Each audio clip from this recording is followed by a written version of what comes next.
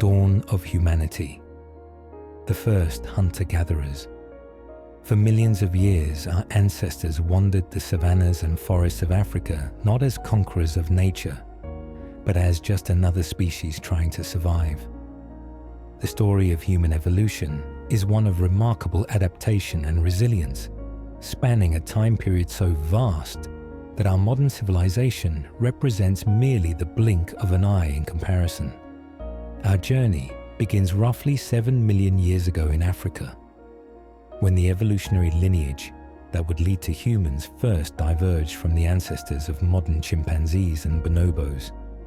These earliest hominins, species more closely related to humans than to other great apes, walked upright but retained many ape-like features. Fossils like Sahelanthropus chidensis and Orrorin tucanensis offer tantalizing glimpses of these transitional creatures, already adapted for bipedal locomotion, but with brains no larger than those of modern apes. The savanna hypothesis proposes that bipedalism evolved as forests receded in parts of Africa due to climate change, forcing our ancestors to adapt to more open environments. Standing upright provided several advantages: the ability to see over tall grasses to spot predators or resources, freeing the hands for carrying food or tools, and reducing sun exposure in treeless landscapes. This seemingly simple postural change would have profound implications for later human evolution, enabling many of the traits that eventually distinguished our lineage. By around 4 million years ago, the Australopithecines had emerged. Species like Australopithecus afarensis, represented by the famous Lucy fossil discovered in Ethiopia in 1974. Standing about 3.5 feet tall, these early hominins combined upright walking with powerful arms, still adapted for climbing trees. Their teeth suggest a diet primarily of tough plant foods, supplemented perhaps with occasional meat. They lived in small groups in woodlands and grasslands, using their bipedal adaptation to efficiently cover ground between food sources and waterholes. Australopithecines were far from the dominant species in their ecosystems. They shared their environment with formidable predators: saber-toothed cats, hyenas, and giant eagles that likely viewed these small, defenseless hominins as potential prey. Their survival depended on keen awareness of their surroundings, knowledge of escape routes, and probably the beginnings of social cooperation for mutual protection. Despite these challenges, Australopithecines thrived for over 2 million years, spreading throughout much of eastern and southern Africa. The human story accelerated dramatically around 2.6 million years ago with the emergence of the genus Homo and a revolutionary technological innovation: the deliberate shaping of stone tools. Homo habilis, or handy man, appears in the fossil record alongside the first stone implements, simple sharp flakes knocked from river cobbles. These Oldowan tools, named after Tanzania's Olduvai Gorge, where many were found, represent humanity's first technology. The earliest evidence of our ancestors modifying materials to extend their natural capabilities. The creation of even these simple tools required cognitive abilities beyond those of other primates.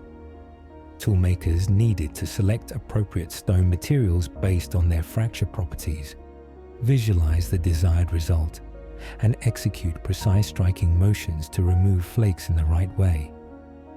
Analysis of these ancient tools shows that some makers were right-handed and others left-handed, providing our earliest evidence of human-handedness, a trait linked to brain lateralization and possibly language development.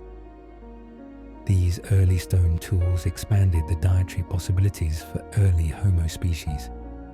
Sharp edges could cut through tough animal hides, access meat, and extract nutritious bone marrow that other predators left behind. They could also process fibrous plant foods more efficiently. This dietary flexibility helped our ancestors survive in variable environments and may have contributed to the gradual expansion of brain size that characterizes human evolution. Brain expansion represents one of the most significant trends in human evolution, and also one of its great paradoxes. The human brain requires extraordinary energy to develop and maintain. Roughly 20% of our total caloric intake powers our brain, despite representing only 2% of our body weight. This metabolically expensive organ would have required significant nutritional advantages to offset its cost. The expensive tissue hypothesis suggests that higher quality diets, enabled by tool use, cooking, and increased meat consumption, made this expansion possible. Around 1.8 million years ago, a new hominin species emerged that would dramatically expand the human footprint on Earth. Homo erectus, with a significantly larger brain than its predecessors and a more human-like body adapted for long-distance walking and running, became the first hominin to leave Africa. Within a relatively short time, Homo erectus populations had spread across much of Asia, adapting to environments from the tropical forests of Indonesia to the cooler regions of northern China. This remarkable geographic expansion was made possible by several innovations. Homo erectus crafted more sophisticated stone tools, including the characteristic teardrop-shaped hand axes that could serve multiple functions from butchering animals to processing plant materials. Perhaps most crucially, they gained control over fire, a technological revolution that transformed human existence. Fire provided warmth, protection from predators, and the ability to cook food, making nutrients more accessible and effectively pre-digesting tough materials outside the body. The control of fire represents perhaps the most significant technological achievement of early humans.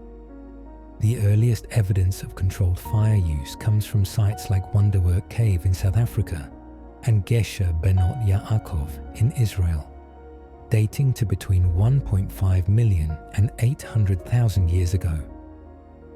Fire transformed human possibilities in multiple dimensions, extending habitable regions into colder climates, providing protection from nocturnal predators, enabling the detoxification of certain plant foods, and perhaps most importantly, cooking. Cooking represents a crucial innovation that some anthropologists believe fundamentally altered human evolution. Heat breaks down tough plant fibers, denatures proteins, and kills pathogens, making a wider range of foods digestible and safer to eat. The enhanced nutrition from cooked food may have made possible the evolution of larger brains and smaller digestive systems compared to other primates. The hearth also created a social focus for early human groups, potentially facilitating communication, storytelling, and cultural transmission during evening hours extended by firelight. For hundreds of thousands of years, these early humans lived entirely as hunter-gatherers, moving with the seasons and animal migrations, carrying only what they could on their backs. A typical band might include 20 to 30 individuals, usually extended family groups with complex kinship relationships that helped maintain social cohesion and organize collective activities like hunting and gathering. Between 500,000 and 300,000 years ago, human evolution diversified. In Africa, populations evolved toward early Homo sapiens. In Eurasia, isolated populations adapted to local conditions, resulting in distinct lineages like the Neanderthals in Europe and the Middle East, and the Denisovans in Asia. Recent genetic evidence reveals that these weren't separate species in the strictest sense. When they encountered each other, they interbred, leaving genetic traces that persist in modern humans outside of Africa. Neanderthals, often mischaracterized as primitive brutes, were sophisticated hunter-gatherers adapted to the challenging environments of Ice Age Europe. They had brains slightly larger than modern humans, though structured differently. They created complex tools, controlled fire, built shelters, buried their dead with apparent ritual, and even created art. They were formidable hunters who specialized in taking down large game like mammoth, bison, and woolly rhinoceros. Dangerous pursuits that left many with traumatic injuries, similar to those seen in modern rodeo riders. The Neanderthal hunting strategy involved close-quarters confrontation with large, dangerous prey, using thrusting spears rather than projectile weapons. This high-risk approach required extraordinary strength, coordination, and group cooperation.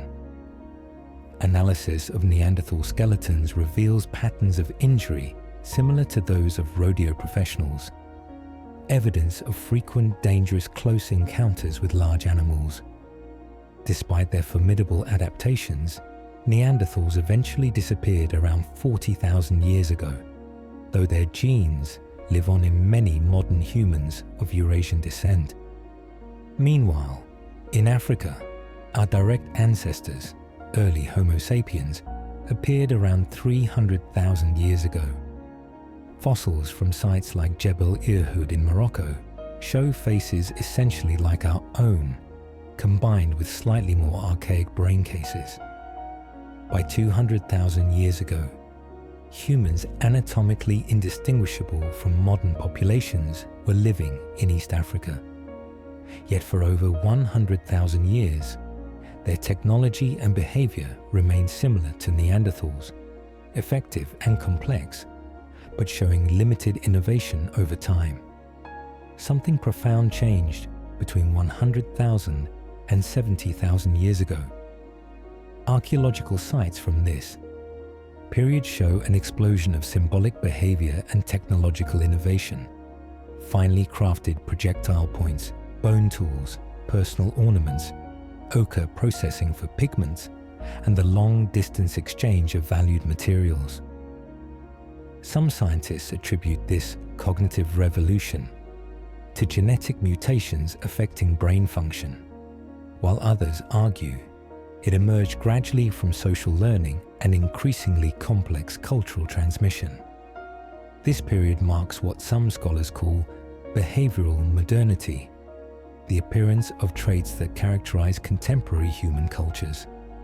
These include symbolic thought, evidenced by art and body decoration, long-distance exchange networks, standardized tool production, effective projectile weapons, fishing and fouling technology, and evidence of ritual behavior.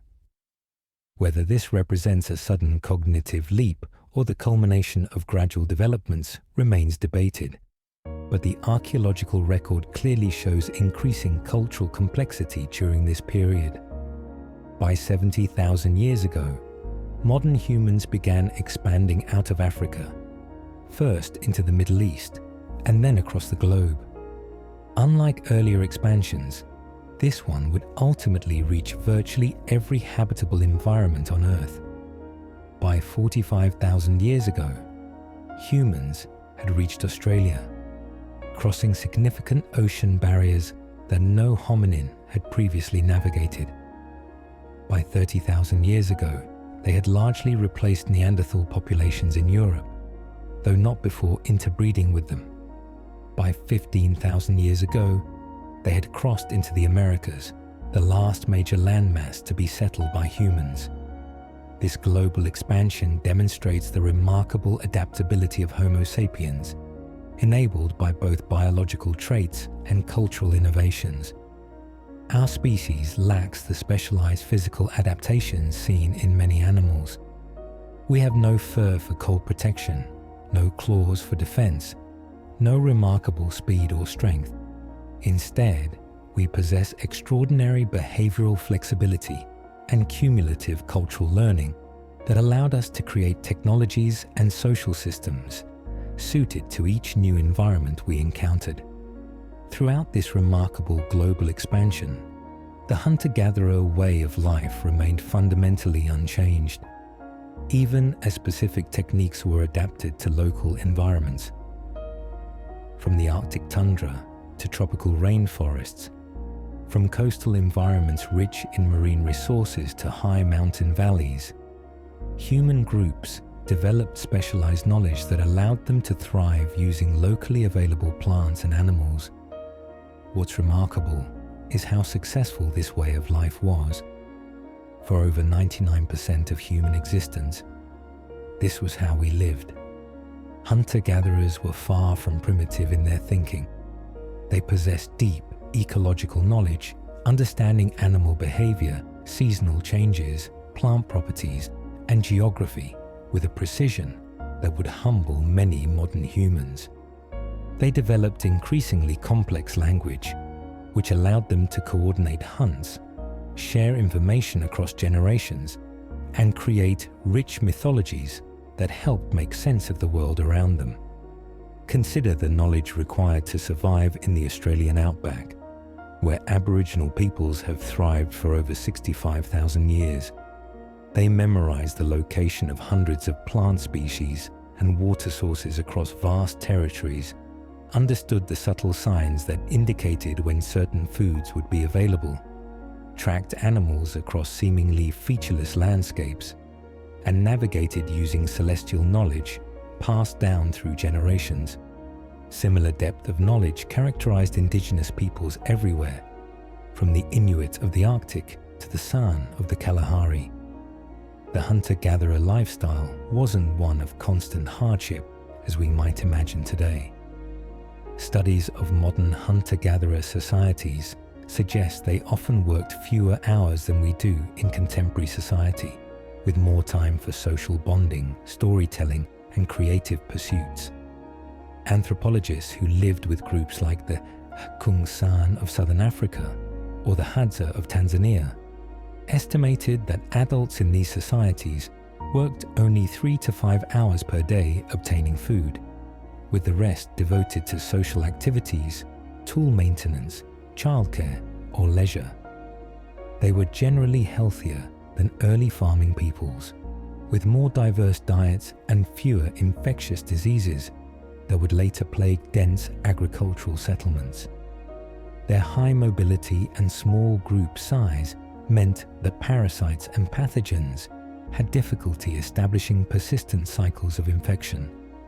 Their varied diet, drawing on dozens or hundreds of plant and animal species rather than the limited staples of agricultural societies, provided better nutrition and insurance against resource failures. Hunter-gatherer social structures were remarkably egalitarian compared to later complex societies. While there were surely individual differences in status based on skill, wisdom, or personality, the constraints of mobility prevented significant accumulation of material wealth. Food sharing was enforced by strong cultural norms, ensuring that successful hunters couldn't monopolize resources. Many hunter-gatherer societies practiced demand sharing, where anyone could request resources from those who had them, making stinginess one of the worst social offenses. Decision-making was typically consensual rather than hierarchical, with leadership being situational and based on skill rather than inherited authority. Different individuals might lead the group in different contexts. An expert tracker during a hunt, a knowledgeable elder during a dispute, someone familiar with a particular landscape when traveling. This flexibility prevented the consolidation of power that would characterize later agricultural societies. Gender roles existed in hunter-gatherer societies, but were generally more flexible and equal than in many agricultural or industrial societies. While men typically focused on hunting and women on gathering plant foods, these divisions weren't rigid, and in many groups, women's gathering provided the majority of calories. Both contributions were essential and valued, creating interdependence rather than dominance. Women typically had significant autonomy, control over their gathered resources, and voice in group decisions. Evidence from burials suggests these societies had rich spiritual lives. Grave goods indicate beliefs about an afterlife, while cave paintings and portable art show sophisticated symbolic thinking. Archaeological sites from the Upper Paleolithic period, roughly 50,000 to 12,000 years ago, reveal increasing evidence of ritual activity, carefully arranged objects, special treatment of the dead, and the use of ochre pigments in contexts suggesting ceremonial significance. The earliest musical instruments, flutes made from bird bones and mammoth ivory dating back 40,000 years, suggest music played an important role in social cohesion and perhaps shamanic practices. Ethnographic studies of recent hunter-gatherer societies reveal complex mythological systems, elaborate ritual practices, and sophisticated understanding of altered states of consciousness often accessed through dance, rhythm, or occasionally psychoactive plants.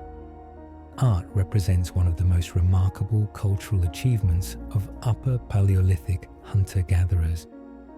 The cave paintings of France and Spain, dating back more than 30,000 years, show extraordinary observational skills and technical mastery.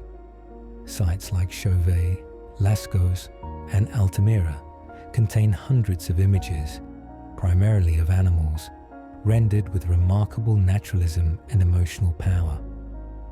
The artists used natural contours of the cave walls to enhance the three-dimensional effect, mixed pigments to achieve different colors, and in some cases created works deep in nearly inaccessible chambers, suggesting ritual significance rather than mere decoration.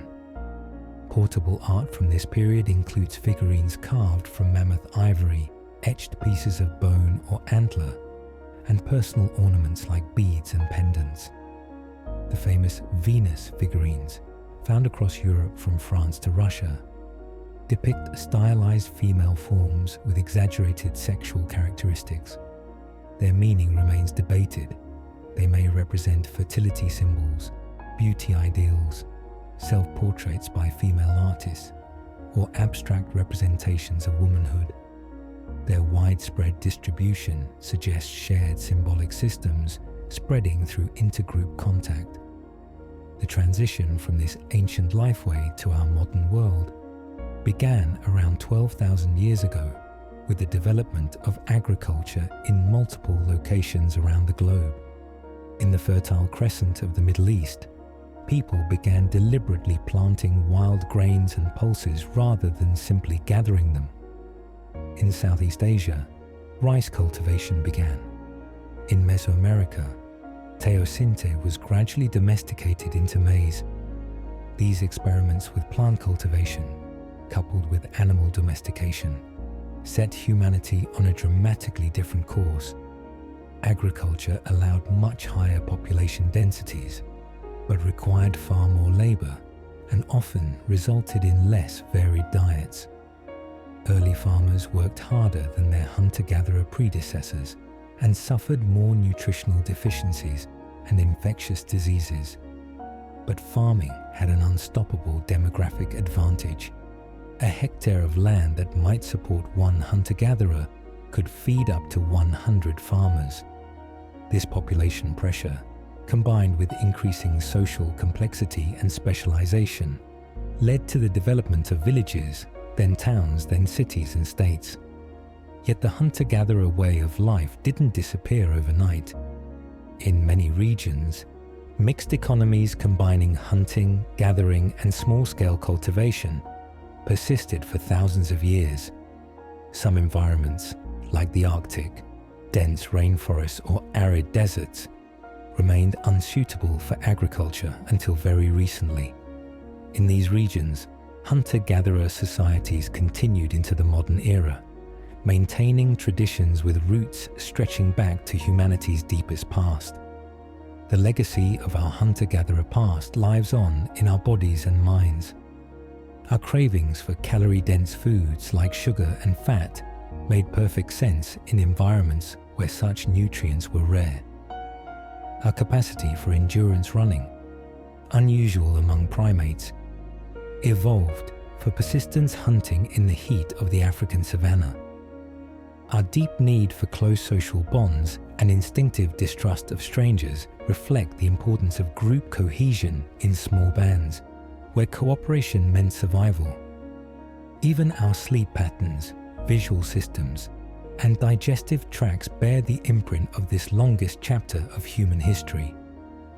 When we gaze at stars, tell stories around a fire, or feel the satisfaction of bringing food back to share with loved ones, we connect with experiences that defined human life for millennia before cities, before writing, before agriculture changed everything. The hunter-gatherer way of life represents not a primitive stage to be transcended, but the foundational human experience that shaped who we are today. For thousands of generations, our ancestors lived in intimate connection with the natural world, developing profound knowledge of their environments and complex social systems that balanced individual autonomy with group cohesion. The psychological and social adaptations that evolved during this longest period of human existence continue to influence how we think, feel, and relate to one another. Even in our radically different modern context, understanding the hunter-gatherer past helps us recognize both the remarkable achievements of modern civilization and its potential costs. Our ancient ancestors faced challenges we've largely overcome: high infant mortality, vulnerability to predators, limited medical knowledge. But they also enjoyed strengths we sometimes lack: intimate community bonds, meaningful connection to the natural world, and a direct relationship between their labor and their survival. As we face the unprecedented challenges of our technological age, climate change, resource depletion, social fragmentation, insights from the hunter-gatherer era may prove unexpectedly relevant. The values of sustainability, community resilience, and adaptability that characterize human life for most of our existence offer perspective on our current predicaments. In studying the dawn of humanity, we gain not just knowledge of our past, but potentially valuable wisdom for our future. When we look at the sweeping panorama of human evolution and the hunter-gatherer way of life that dominated it, we see not a simple story of progress from primitive to advanced, but a complex narrative of adaptation, innovation, and trade-offs. From the first bipedal steps of our earliest ancestors to the global migrations that eventually populated 6 continents, from the first deliberately shaped stone tools to the intricate technologies of recent hunter-gatherers, this foundational chapter of human existence represents an extraordinary achievement, one that shaped our species and continues to influence who we are today. Let us turn now to a closer examination of daily life for these ancient hunter-gatherers, exploring their technological innovations, social structures, and worldviews in greater detail. Early hominins and the dawn of bipedalism. The human story begins with a postural revolution, the shift to walking upright on 2 legs. This seemingly simple change in locomotion would set our lineage on an evolutionary path distinct from all other primates, ultimately enabling many of the traits we consider uniquely human. But the transition to bipedalism wasn't sudden. It emerged gradually over millions of years through a complex interplay of environmental pressures and adaptational responses.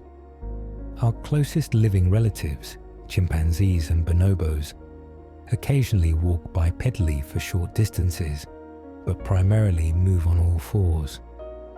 Their anatomy reflects this: curved fingers adapted for grasping branches, long arms for swinging, and a spine that enters the skull from behind rather than below. Sometime around 7 million years ago, environmental changes in Africa, appear to have favored adaptations for more habitual upright walking in some ape populations. The earliest potential hominin, Sahelanthropus chadensis, lived between 7 and 6 million years ago in what is now Chad. Known primarily from a single cranium nicknamed Tumai, meaning hope, of life in the local Goran language. This species shows a fascinating mosaic of features.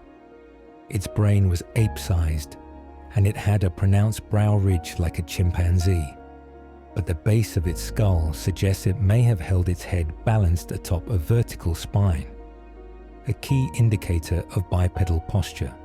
However, without postcranial remains, bones below the skull, its locomotion remains somewhat speculative.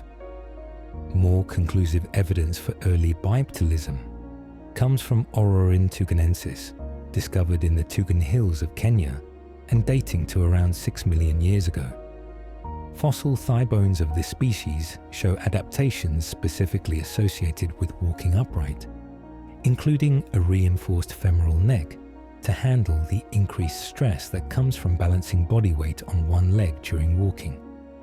Yet its arm bones retain features associated with climbing, suggesting a locomotor pattern combining both activities.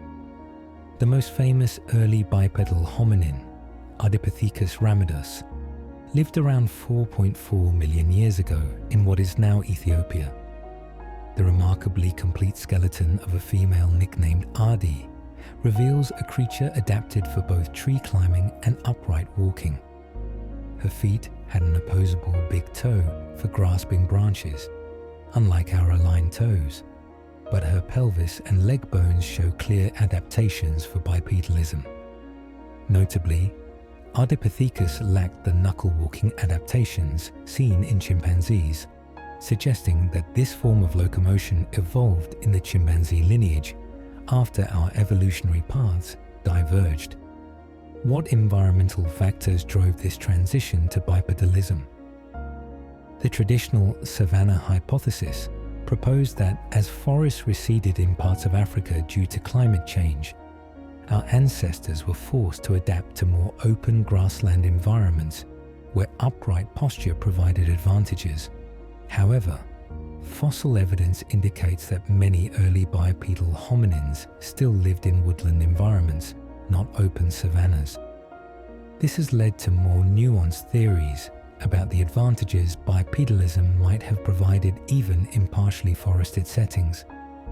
Walking upright offers several potential advantages.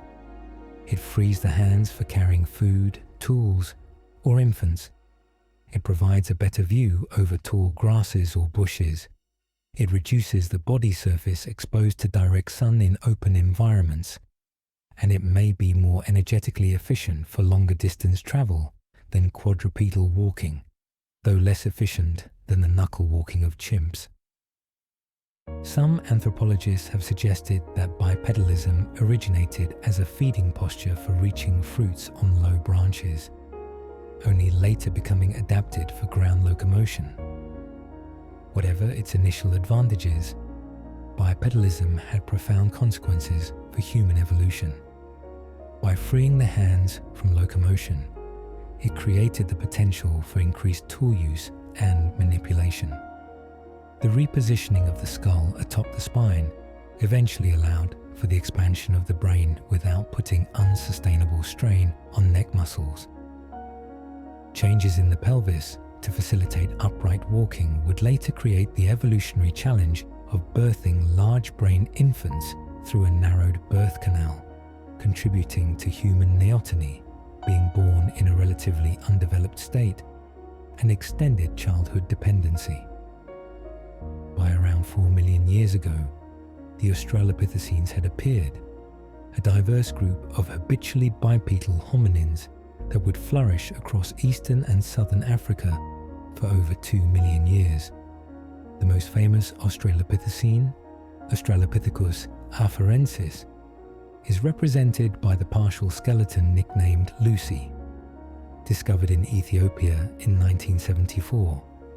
Standing about 3.5 feet tall, Lucy and her kind combined a small brain about 1/3 the size of a modern human's, with bipedal locomotion remarkably similar to our own. Lucy's species left another extraordinary piece of evidence for bipedalism, the Letoli footprints in Tanzania. Discovered by Mary Leakey's team in 1976, these footprints were created when several Australopithecus individuals walked across freshly fallen volcanic ash around 3.6 million years ago. The ash, moistened by rain, preserved their footprints before hardening, creating a fossilized trackway extending almost 100 feet. The prints show a distinctly human pattern of weight transfer from heel to toe and aligned big toes, definitive evidence of habitual bipedalism. Despite their upright walking, Australopithecines retained several adaptations for climbing trees. Their arms were proportionally longer than those of modern humans, their fingers more curved, and their shoulder joints oriented more upward, allowing for effective overhead reaching and climbing. This suggests they still relied on trees for food or safety from predators, even as they became increasingly adapted for life on the ground. Australopithecines diversified into several species across Africa. The robust Australopithecines, sometimes placed in their own genus, Paranthropus, developed massive jaws and teeth specialized for processing tough plant foods like nuts, seeds, and fibrous vegetation. These dietary specialists thrived in some regions until around 1.2 million years ago. Meanwhile, more gracile forms gave rise to the genus Homo around 2.8 million years ago, marking the emergence of our own evolutionary lineage. The Australopithecine era represents a crucial transitional period in human evolution. Creatures no longer apes, but not yet human. Exploring the new adaptive possibilities opened up by habitual bipedalism. Their success demonstrates that increased brain size wasn't initially the driving force in human evolution. That development would come later, building upon the foundation laid by these upright walking ape-like ancestors who first ventured beyond the trees to explore life on the African savanna. The first technologies, stone tools and fire. The human story accelerated dramatically around 2.6 million years ago with a revolutionary innovation, the deliberate shaping of stone tools. This technological breakthrough, coinciding with the emergence of the genus Homo, marks the beginning of humanity's unique ability to extend our biological capabilities through external tools. These first simple implements set humanity on a path of technological development that continues to this day. The oldest confirmed stone tools come from Gona in Ethiopia, dating to approximately 2.6 million years ago. These Oldowan tools, named after Tanzania's Olduvai Gorge, where many were found, consisted primarily of simple sharp flakes struck from river cobbles, and the remaining cores used as chopping tools. Though rudimentary by later standards, their creation required cognitive abilities beyond those of other primates. The selection of appropriate stone materials, understanding of fracture mechanics, and fine motor control to strike precisely at the correct angle. Creating even these simple tools involves a chain of decisions and actions. The toolmaker must first identify suitable raw material. Not all stones fracture in ways that produce useful cutting edges. Volcanic rocks like basalt and obsidian, or sedimentary chert and flint, were preferred for their predictable fracture patterns. The core stone would be held in one hand, while being struck with a hammerstone held in the other, requiring precise coordination. The angle and force of the blow determined whether a useful flake would detach. Who made these first tools? For many years, archaeologists assumed they were created by Homo habilis, an early species in our genus, with a modestly enlarged brain compared to Australopithecines. However, Recent discoveries have complicated this picture. Stone tools from Lomekwi in Kenya, potentially dating to 3.3 million years ago, though this date remains contested, predate the earliest Homo fossils, suggesting Australopithecines may have been the first tool makers. Cut marks on animal bones from Dakika, Ethiopia, dating to 3.4 million years ago, may represent even earlier tool use, though whether these marks were made by stone tools remains debated. What were these earliest tools used for? Microscopic analysis of wear patterns, combined with experimental archaeology, suggests multiple functions. Sharp edges served to cut meat from carcasses, slice through tendons and scrape hides. Heavy chopping tools could break open bones to access nutritious marrow that even hyenas couldn't reach. Plant materials could be processed more efficiently, breaking down tough fibers. These tools effectively extended the hominin dietary niche, allowing access to food resources unavailable to other primates. For nearly a million years, this basic old one technology remained largely unchanged, a testament to its effectiveness and to the gradual pace of innovation in early human societies. Around 1.76 million years ago, a significant advance appeared: the Herculean hand axe, a teardrop-shaped tool typically associated with Homo erectus. These more sophisticated implements required greater planning and skill to create, with flakes removed from both sides, bifacial flaking, to create a symmetrical tool with sharp edges all around. Hand axes represent one of the longest-lasting technologies in human history, remaining in use for over 1.5 million years across Africa, Europe, and parts of Asia. Their consistent shape across vast geographic areas suggests they may have held cultural significance beyond their practical uses, perhaps serving as markers of group identity or demonstrations of skill to potential mates. Alternative theories suggest their shape represents the optimal design for a multi-purpose tool, or that they served as cores from which useful flakes could be struck as needed. These tools were truly multi-purpose. Experimental archaeology has demonstrated their effectiveness for butchering large animals, cutting wood, digging for tubers, and processing plant materials. The Swiss Army knife of prehistory, a well-made hand axe, could serve nearly all the cutting needs of early humans. Their standardized form suggests they may have been carried and used repeatedly, rather than made for immediate use and discarded like many Oldowan tools. As stone technology developed, humans learned to create specialized tools for specific purposes: scrapers for preparing hides, burins for working bone and wood, points for hunting weapons. By 300,000 years ago, Middle Paleolithic technologies like the Levallois technique allowed tool makers to predetermine the shape of flakes before striking them from the core, increasing efficiency and standardization. But perhaps no technological innovation was as transformative as the controlled use of fire, a milestone achieved somewhere between 1.5 million and 400,000 years ago. The earliest potential evidence comes from Wonderwerk Cave in South Africa, where microscopic analysis has identified ash and heated bone fragments in deposits dating to about 1 million years ago. More definitive evidence appears at sites like Gesher Benot Yaakov in Israel 790,000 years ago, and Schöningen in Germany 400,000 years ago, where clear hearth structures indicate deliberate fire management.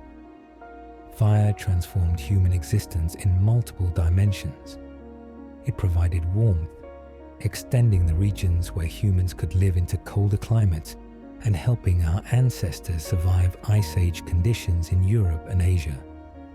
It offered protection from predators, creating safe spaces in a dangerous world filled with cave lions, saber-toothed cats, and other carnivores that would otherwise have seen humans as prey.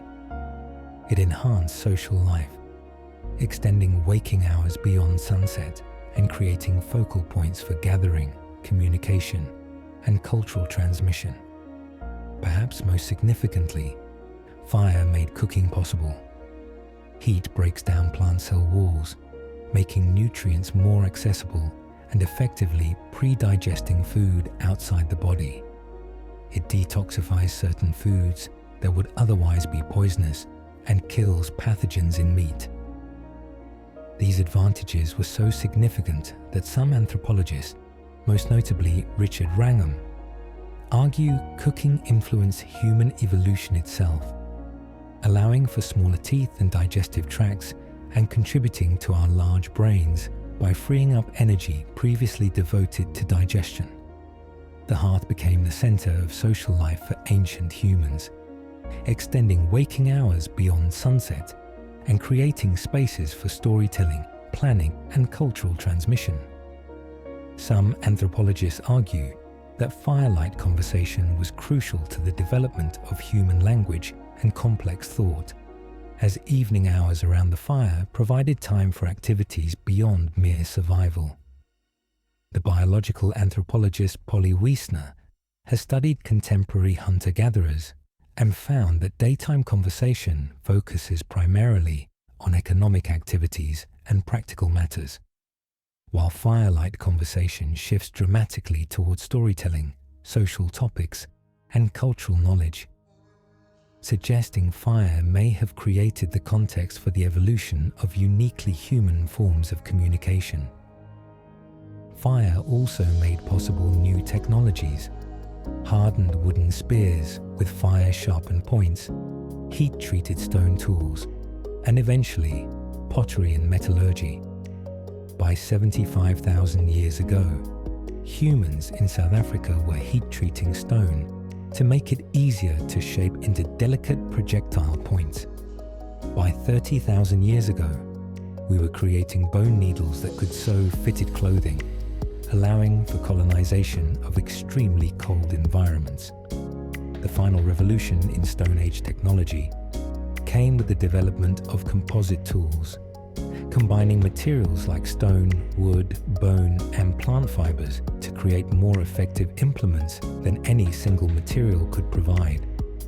Hafted tools with stone cutting edges bound to wooden handles using plant resins or animal sinew. Spear throwers that effectively lengthened the human arm for greater power and distance. Bows and arrows that allowed hunters to kill dangerous prey from a safer distance. These technologies may seem primitive by modern standards, but they represent remarkable problem-solving abilities and deep understanding of material properties. Each innovation built upon previous ones in a cumulative process of cultural evolution that ultimately separates human technology from the simpler tool use observed in other species. In these ancient stone tools and hearths, we see the foundations upon which all later human innovations would build, the first steps on a technological journey that continues to this day. The emergence of modern humans and cultural explosion. Between 300,000 and 200,000 years ago, a species emerged in Africa that would eventually reshape the entire planet. Homo sapiens, anatomically modern humans. The exact timing and location of our species' origin remains debated, but recent discoveries have pushed back the date of the earliest known Homo sapiens and suggested a more complex picture than previously thought. Fossils from Jebel Irhoud in Morocco, initially thought to be around 160,000 years old, but recently redated to approximately 315,000 years ago, show faces essentially like our own, combined with slightly more archaic brain cases. These individuals already possess the distinctive facial features of modern humans: a vertical forehead, retracted face, prominent chin, but their brain case was more elongated than ours. suggesting that the characteristic globular shape of modern human skulls evolved later. By 200,000 years ago, humans, anatomically indistinguishable from modern populations, were living in East Africa. The Homo kibish fossils from Ethiopia dated to 195,000 years ago, and remains from Herto, Ethiopia, dated to 160,000 years ago, show fully modern skeletal anatomy. Genetic evidence corroborates this time frame, with analyses of mutation rates in contemporary human populations suggesting a common ancestor around 200,000 to 300,000 years ago.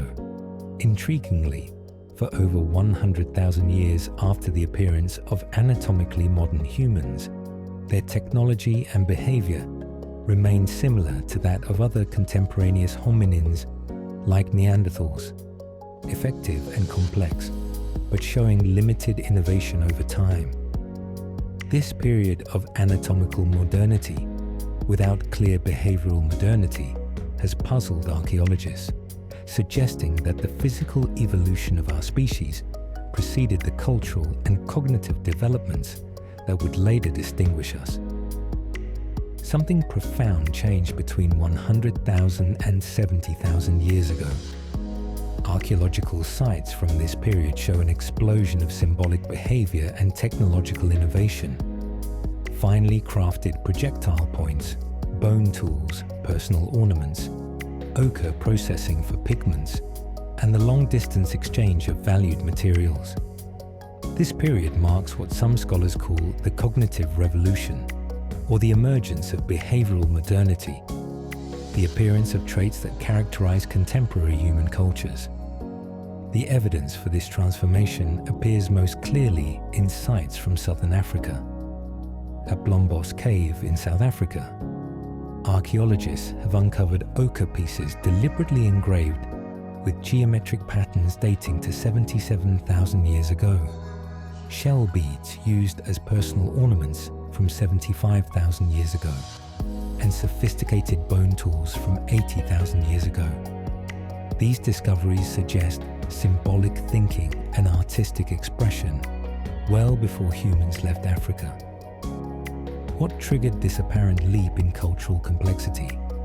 Some scientists attribute it to genetic mutations affecting brain function, perhaps changes in neural connectivity or language processing that enhanced our capacity for symbolic thought and complex communication. Others argue it emerged gradually from social learning and increasingly complex cultural transmission, reaching a tipping point where innovation could accumulate more rapidly. Still others suggest it might represent increased population density and more frequent intergroup contacts, creating contexts where symbolic expression and group identity markers became more important.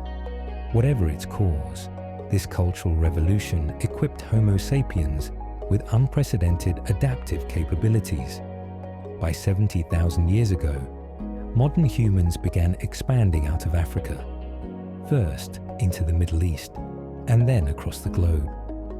Unlike earlier hominin expansions, this one would ultimately reach virtually every habitable environment on Earth, from the Arctic tundra to tropical rainforests, from coastal environments to high mountain plateaus. By 45,000 years ago, humans had reached Australia, crossing significant ocean barriers that no hominin had previously navigated. This remarkable achievement required not just advanced technology, watercraft capable of crossing dozens of miles of open ocean, but sophisticated planning, navigation skills, and social organization. The first Australians rapidly adapted to the continent's unique environments and resources, developing distinctive cultural traditions that would persist for tens of thousands of years. Around the same time, modern humans entered Europe, where Neanderthals had been the dominant hominin species for hundreds of thousands of years. The archaeological record shows a sudden flourishing of new technologies and artistic expression, exemplified by sites like Chauvet Cave in France, with its remarkable paintings dating to 36,000 years ago. Within a relatively short period, Neanderthal populations disappeared, though not before interbreeding with the newcomers. Genetic evidence indicates that most non-African humans today carry 1 to 4% Neanderthal DNA. The final major milestone in the global expansion of hunter-gatherers came with the peopling of the Americas. During the last glacial maximum around 20,000 years ago, sea levels were significantly lower, creating a land bridge, Beringia, connecting Siberia and Alaska. Hunter-gatherers following game across this region became isolated as the climate warmed and sea levels rose, eventually populating 2 entirely new continents. Recent archaeological evidence suggests humans may have been present in the Americas as early as 30,000 years ago, though the major expansion throughout the continents occurred after 15,000 years ago. Throughout this remarkable global expansion, the hunter-gatherer way of life remained fundamentally unchanged, even as specific techniques were adapted to local environments. From the Arctic tundra to tropical rainforests, from coastal environments rich in marine resources to high mountain valleys, human groups developed specialized knowledge that allowed them to thrive using locally available plants and animals. The hunter-gatherer diet and subsistence strategies. One of the most striking characteristics of hunter-gatherer societies was their dietary diversity. Unlike agricultural populations that relied on a small number of domesticated species, foraging peoples typically exploited dozens or even hundreds of food sources, varying with season and location. This dietary breadth provided nutritional balance and insurance against the failure of any single resource. Plant foods typically formed the foundation of hunter-gatherer diets, particularly in tropical and temperate environments.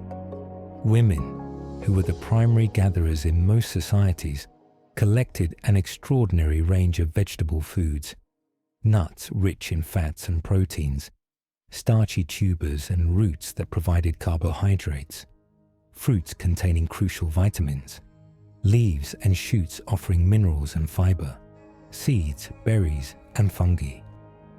The specific plants utilized varied enormously by region, but the general pattern of exploiting diverse plant foods was nearly universal. In the Kalahari Desert, Kungsan women traditionally collected 105 species of plants, with mongongo nuts forming a staple that provided both fat and protein.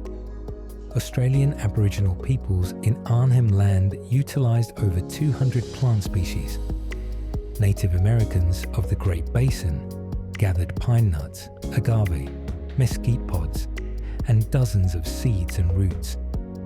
This extensive botanical knowledge represented a sophisticated science passed down through generations and continually refined through experience. Gathering required not just identification skills, but understanding of seasonal cycles, processing techniques, and in some cases, management practices that enhanced plant productivity. California Native Americans conducted controlled burns to encourage the growth of plants with edible seeds and to improve browse for game animals. Australian Aboriginals transplanted useful plants to new locations and practiced selective harvesting to ensure future abundance. These weren't simply passive collectors, but active managers of their plant resources. The animal component of hunter-gatherer diets varied significantly based on environment, technology, and cultural preferences. In some regions, particularly Arctic and subarctic zones, where plant foods were scarce, animal products could comprise 85 to 90% of the diet. In tropical environments with abundant plant resources, meat might contribute only 20 to 30% of calories, though it remained nutritionally crucial for providing complete proteins, essential fats, and micronutrients like iron and B vitamins. hunting strategies varied by prey and environment. Large game hunting received disproportionate attention in early anthropological accounts, perhaps reflecting the cultural biases of male researchers. But it represented just one of many approaches to obtaining animal foods. Large animals provided substantial returns when successfully taken, but involved higher risk and failure rates. Small game hunting and trapping, fishing and collecting invertebrates like shellfish, insects and grubs offered more reliable returns and often contributed more consistently to the diet. Some hunting techniques were remarkably sophisticated. Persistence hunting, practiced by groups like the San in southern Africa, involved tracking and pursuing an animal for hours in the heat of the day until it collapsed from exhaustion, exploiting humans. Superior thermoregulation and endurance.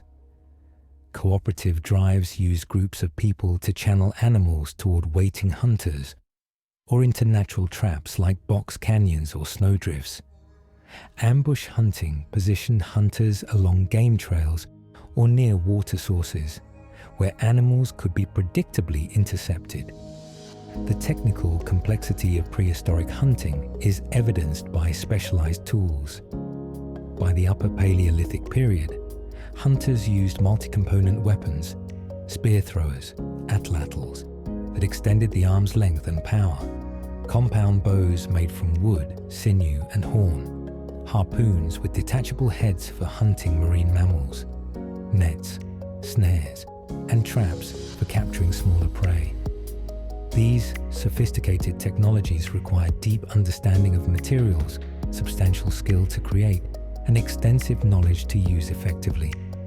Aquatic resources formed a crucial part of many hunter-gatherer diets, particularly for groups living near coasts, lakes, or rivers. Fishing technologies included hooks, nets, weirs, harpoons, and poisons that stun fish for easy collection.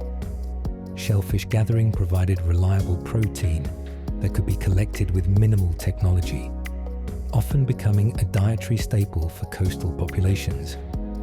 Evidence from coastal caves in South Africa, dating to 160,000 years ago, shows early humans systematically exploiting marine resources, a pattern that would be repeated wherever humans encountered productive aquatic environments. The exploitation of seasonal abundances represented a crucial adaptation. Salmon runs, bird migrations, fruit ripening, and nut harvests created brief periods of plenty that many hunter-gatherers converted into longer-term resources through preservation techniques. Smoking, drying, freezing in cold climates, and fermentation allowed temporary surpluses to be extended over weeks or months. These preservation methods, combined with storage technologies like baskets, pits, and caches, helped smooth out the inherent variability in wild food availability. Dietary breadth provided significant advantages over the more restricted diets of agricultural peoples. Nutritional analysis of hunter-gatherer diets generally shows excellent balance of macro and micronutrients, high protein levels, and favorable ratios of omega-3 to omega-6 fatty acids. The diversity of wild foods provided a range of plant compounds beneficial to health, but often missing from agricultural diets. The physical activity required for foraging contributed to overall fitness and health. Archaeological evidence supports this nutritional advantage. When agriculture was adopted, human health often declined significantly. Skeletons show decreased stature, increased evidence of nutritional deficiencies, higher rates of dental caries, and more frequent signs of infectious disease. Early agricultural populations were typically less healthy than their hunter-gatherer predecessors, despite having more reliable, if less diverse, food sources. This paradox of agriculture, why humans would adopt a subsistence pattern that initially reduced health, remains a central question in anthropology, with increased population growth rates and the ability to accumulate storable surpluses as likely explanations. The transition from hunting and gathering to agriculture wasn't sudden, but occurred through intermediate stages in many regions. Mixed economies, combining wild resource exploitation with small-scale cultivation, persisted for thousands of years. Many groups practiced low-level food production. Limited horticulture supplemented by substantial hunting and gathering. Others engaged in tending the wild. Practices like selective burning, pruning, replanting, and weeding that enhance the productivity of wild plant species without full domestication. These varied subsistence patterns demonstrate the remarkable adaptability of hunter-gatherer societies and their sophisticated understanding of local environments. Far from being primitive or simplistic, their food systems represented complex adaptations to specific ecological contexts, developed and refined over thousands of generations of careful observation and experimentation. Social organization, bands, kinship, and egalitarianism hunter-gatherer social organization revolved around the band. A flexible group typically consisting of 20 to 50 individuals linked by kinship and marriage ties. These bands weren't closed units, but fluid networks that regularly exchanged members through marriage, temporary visits, and occasional larger gatherings. This social structure enabled hunter-gatherers to maintain the small group sizes necessary for mobility, while creating wider networks that provided resilience in times of scarcity. The composition of bands often shifted seasonally. During times of resource abundance, larger groups might come together for communal hunts, ceremonies, or social exchanges. When resources were scarcer, the group would fission into smaller family units that spread across the landscape to utilize resources more efficiently. This fission-fusion pattern allowed hunter-gatherers to adapt their social groupings to ecological conditions while maintaining broader social connections. Kinship formed the primary structure organizing these societies. Most hunter-gatherer groups were either monogamous or limited polygamous, with marriage creating not just partnerships between individuals, but alliances between family groups. Marriage often connected people from different bands, creating extended kinship networks that facilitated resource sharing, conflict resolution, and mutual aid during hard times. While specific kinship systems varied widely across hunter-gatherer societies, they generally established clear guidelines for who could marry whom, how resources should be distributed, and what responsibilities people had toward different categories of relatives. These systems created overlapping obligations that ensured the vulnerable were cared for and resources were widely shared. Some groups practiced bilateral kinship, recognizing both maternal and paternal relatives equally, while others emphasized either patrilineal or matrilineal descent. Leadership in hunter-gatherer societies rarely involved formal authority or coercive power. Instead, influence came through demonstrated skill, knowledge, and generosity. Different individuals might lead in different contexts. An expert tracker during a hunt, a knowledgeable plant gatherer during seasonal movements, a respected elder during conflict resolution. This situational leadership prevented power consolidation while allowing the group to benefit from specialized expertise. Anthropologists describe many hunter-gatherer societies as practicing reverse dominance hierarchies, social systems where any individual attempting to assert excessive control or claim disproportionate resources faces resistance from the group. This contrasts sharply with the hierarchical structures that emerged in agricultural societies and states. As anthropologist Christopher Boehm observed in his studies of foraging societies, egalitarianism wasn't a passive default state, but an actively maintained social arrangement. Equality was enforced through multiple cultural mechanisms. Leveling behaviors like teasing, ridicule, and social criticism prevented individuals from becoming too prideful or domineering. Sharing norms made accumulation of goods impractical and socially costly. Mobility meant that those unhappy with a would-be leader could simply leave and join another group. These mechanisms created what anthropologists call fierce egalitarianism, active resistance to dominance rather than passive acceptance of equality. The importance of sharing in hunter-gatherer societies cannot be overstated.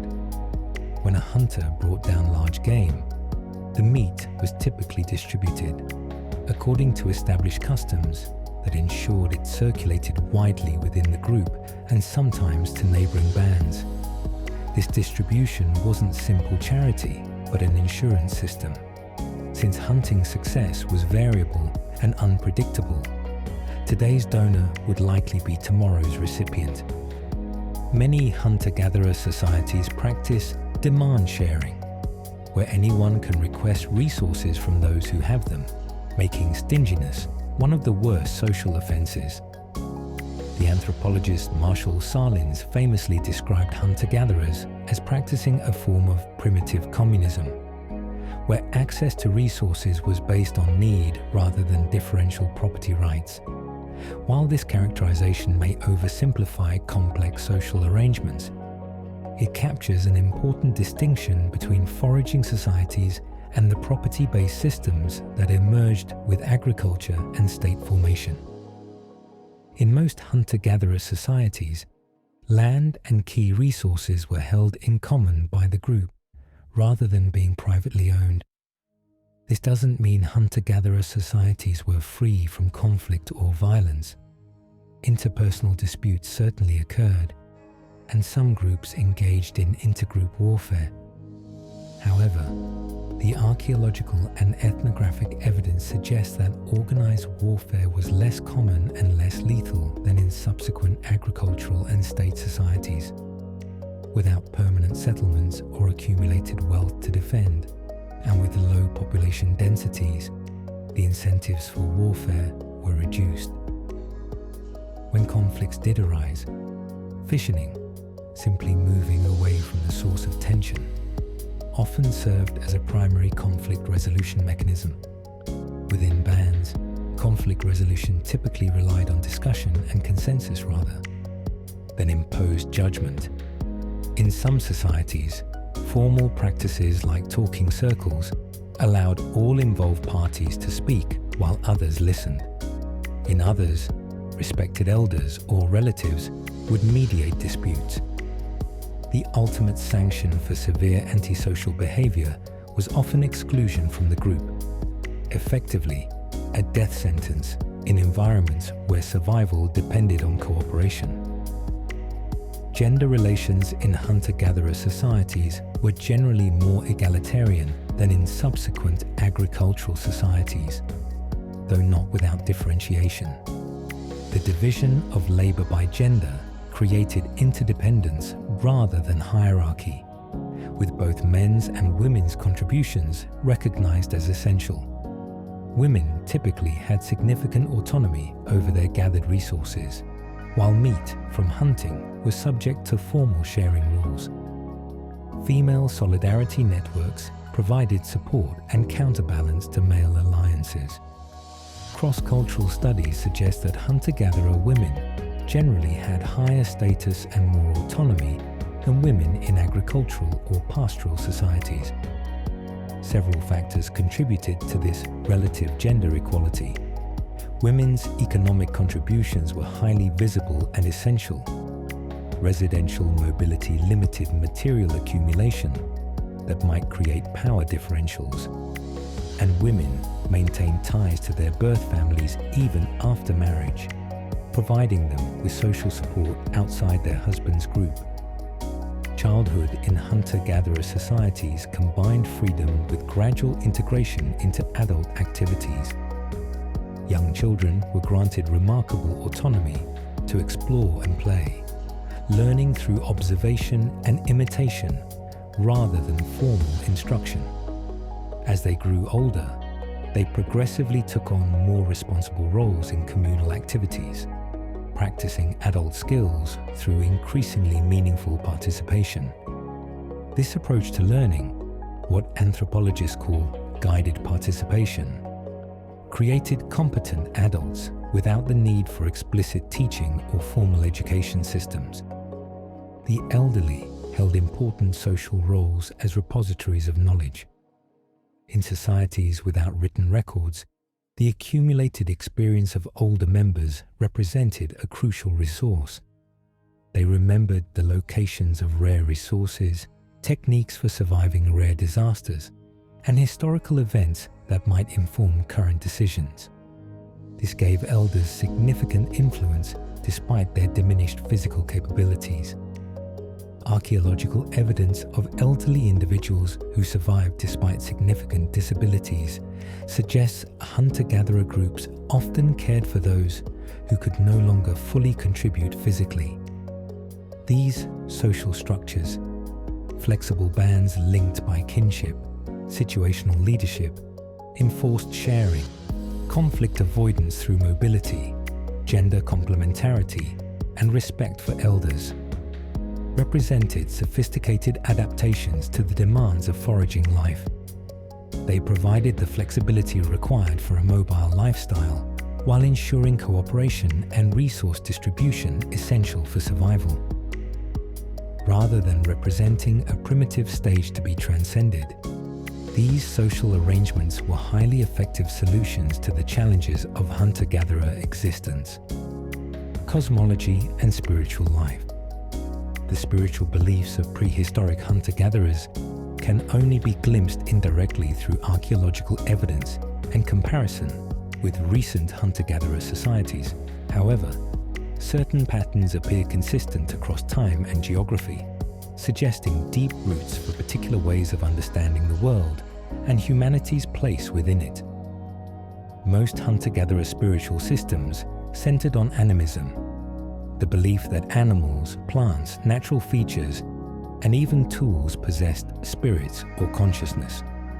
This worldview fostered relationships of respect and reciprocity with the natural world, rather than dominance over it. Hunters might address animals they killed with ritualized apologies or thanks, recognizing a moral relationship between predator and prey. Gatherers often spoke to plants they harvested, explaining their need and expressing gratitude. Natural features like mountains, springs, or unusual rock formations were frequently understood as sentient beings with whom humans could communicate. This animistic perspective created a world densely populated with non-human persons, entities with whom humans maintained ongoing social relationships. Rather than seeing nature as a collection of resources to be exploited, hunter-gatherers typically viewed their environment as a community of beings engaged in reciprocal exchanges. This worldview encouraged sustainable practices, as over-harvesting or disrespectful treatment of animals might anger these spirits and lead them to withhold themselves from future hunters. Shamanism, spiritual practices involving altered states of consciousness to interact with the spirit world, appears to have been widespread among hunter-gatherer societies. Cave paintings showing human figures with animal features may represent shamanic transformation experiences. The wounded man images found in some European cave art, depicting humans pierced with spears or arrows, may represent shamanic initiatory experiences of symbolic death and rebirth. More recent hunter-gatherer shamans used techniques including rhythmic drumming, dance, fasting, physical ordeals, or occasionally psychoactive plants to access trance states during which they believed they could heal the sick, predict future events, or communicate with animal spirits. The shaman served as an intermediary between the human community and the broader community of spirits, negotiating relationships and resolving conflicts between these realms. Archaeological evidence suggests shamanic practices date back tens of thousands of years. The 30,000-year-old Lion Man figurine from Hohensteinstadel in Germany, carved from mammoth ivory and depicting a human body with a lion's head, may represent a shamanic transformation or a spirit being. Cave sites with unusual acoustics were often decorated with paintings, suggesting they may have been used for sound-induced trance experiences. Certain burial treatments, like the 24,000-year-old Sungir burials in Russia, where adolescents were interred with thousands of ivory beads and elaborate grave goods, suggest specialized spiritual status for certain individuals. Ritual provided structure for navigating major life transitions. Archaeological evidence of careful burial practices dates back at least 100,000 years, suggesting belief in an afterlife, or at least special treatment for the dead. Grave goods indicate belief that individuals would need certain items in the next life. Some burials show evidence of red ochre, a mineral pigment whose blood-like color may have symbolized life force or served to prepare the deceased for a spiritual journey. Puberty ceremonies marking the transition to adulthood were common in recent hunter-gatherer societies and may have ancient roots. These often involve temporary separation from the community, physical challenges or ordeals, and instruction in secret knowledge reserved for adults. Such rituals created clear markers of social status and ensured transmission of essential cultural knowledge. The isolation and symbolic death experienced in these initiations parallels shamanic journeys, suggesting connections between individual spiritual experience and broader cultural patterns. Art played a crucial role in expressing and reinforcing spiritual concepts. The cave paintings of Europe, some dating back more than 30,000 years, show remarkable technical skill and powerful symbolic content. Animals depicted were often dangerous predators or important prey species, suggesting connections to hunting magic or shamanic practices. Hand stencils may represent personal connections to sacred spaces or spiritual experiences. Abstract signs and geometric patterns may represent vision phenomena experienced during trance states or encode information about seasonal cycles and astronomical observations. The content of hunter-gatherer mythology typically focused on origins, how particular animal species, landform, celestial bodies, or human practices came to be. These stories often described a primordial time when distinctions between humans and animals were fluid, when beings could transform between different states. The transition from this mythic time to the present world typically involved the establishment of key cultural practices and social norms, legitimizing current arrangements by reference to ancestral precedent. Many hunter-gatherer cosmologies involved multiple layers of reality. The visible world of everyday experience was just one dimension, overlapping with dream worlds, spirit realms, or the abode of ancestors. Movement between these realms was possible through dreams, visions, or death. Time was typically understood cyclically rather than linearly, following seasonal patterns and life cycles rather than advancing toward a goal. This cyclic view reflected the seasonal round that structured foraging life and the observed patterns of birth, growth, death, and renewal in the natural world. Music and dance likely served both social and spiritual functions. The oldest known musical instruments, flutes carved from bird bones and mammoth ivory, date to around 40,000 years ago, though music using perishable instruments or just the human voice surely predates this. In recent hunter-gatherer societies, communal singing and dancing often feature in healing ceremonies, initiation rituals, and celebrations, creating powerful experiences of group cohesion, an altered consciousness without psychoactive substances. The hunter-gatherer worldview typically emphasized balance and reciprocity rather than progress or dominance. Moral systems focused on maintaining harmony within the human community and between humans and the natural world, rather than adhering to abstract principles or accumulating spiritual merit. Wrong actions required restoration of balance rather than punishment. If a hunter took an animal without proper respect, they might experience illness or hunting failure until proper rituals of apology were performed. While specific beliefs varied enormously across different hunter-gatherer societies, these general patterns, animism, shamanism, cyclical time, transition rituals, and ethics of reciprocity, appear consistently enough to suggest they reflect adaptations to the foraging way of life. They provided frameworks for understanding an unpredictable world, maintaining sustainable relationships with prey species, transmitting ecological knowledge across generations, and reinforcing the social cooperation essential to hunter-gatherer survival. The archaeological record, tracing ancient hunter-gatherers. Reconstructing the lives of prehistoric hunter-gatherers presents unique challenges for archaeologists. Unlike later agricultural or urban societies that left substantial architectural remains, foraging peoples typically lived in temporary structures that left minimal traces in the archaeological record. Their high mobility meant that material possessions were limited to what could be carried, and many of their most important tools and possessions were made from perishable materials like wood, fiber, and hide that rarely survive except in exceptional preservation conditions.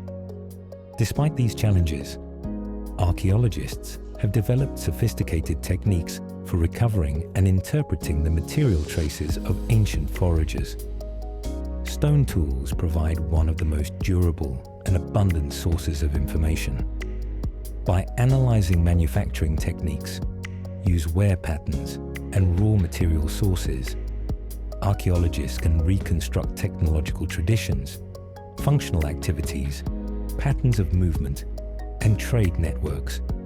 For instance, obsidian, volcanic glass, prized for its sharp cutting edges, can be chemically traced to specific source volcanoes, allowing archaeologists to track how this material moved through ancient landscapes.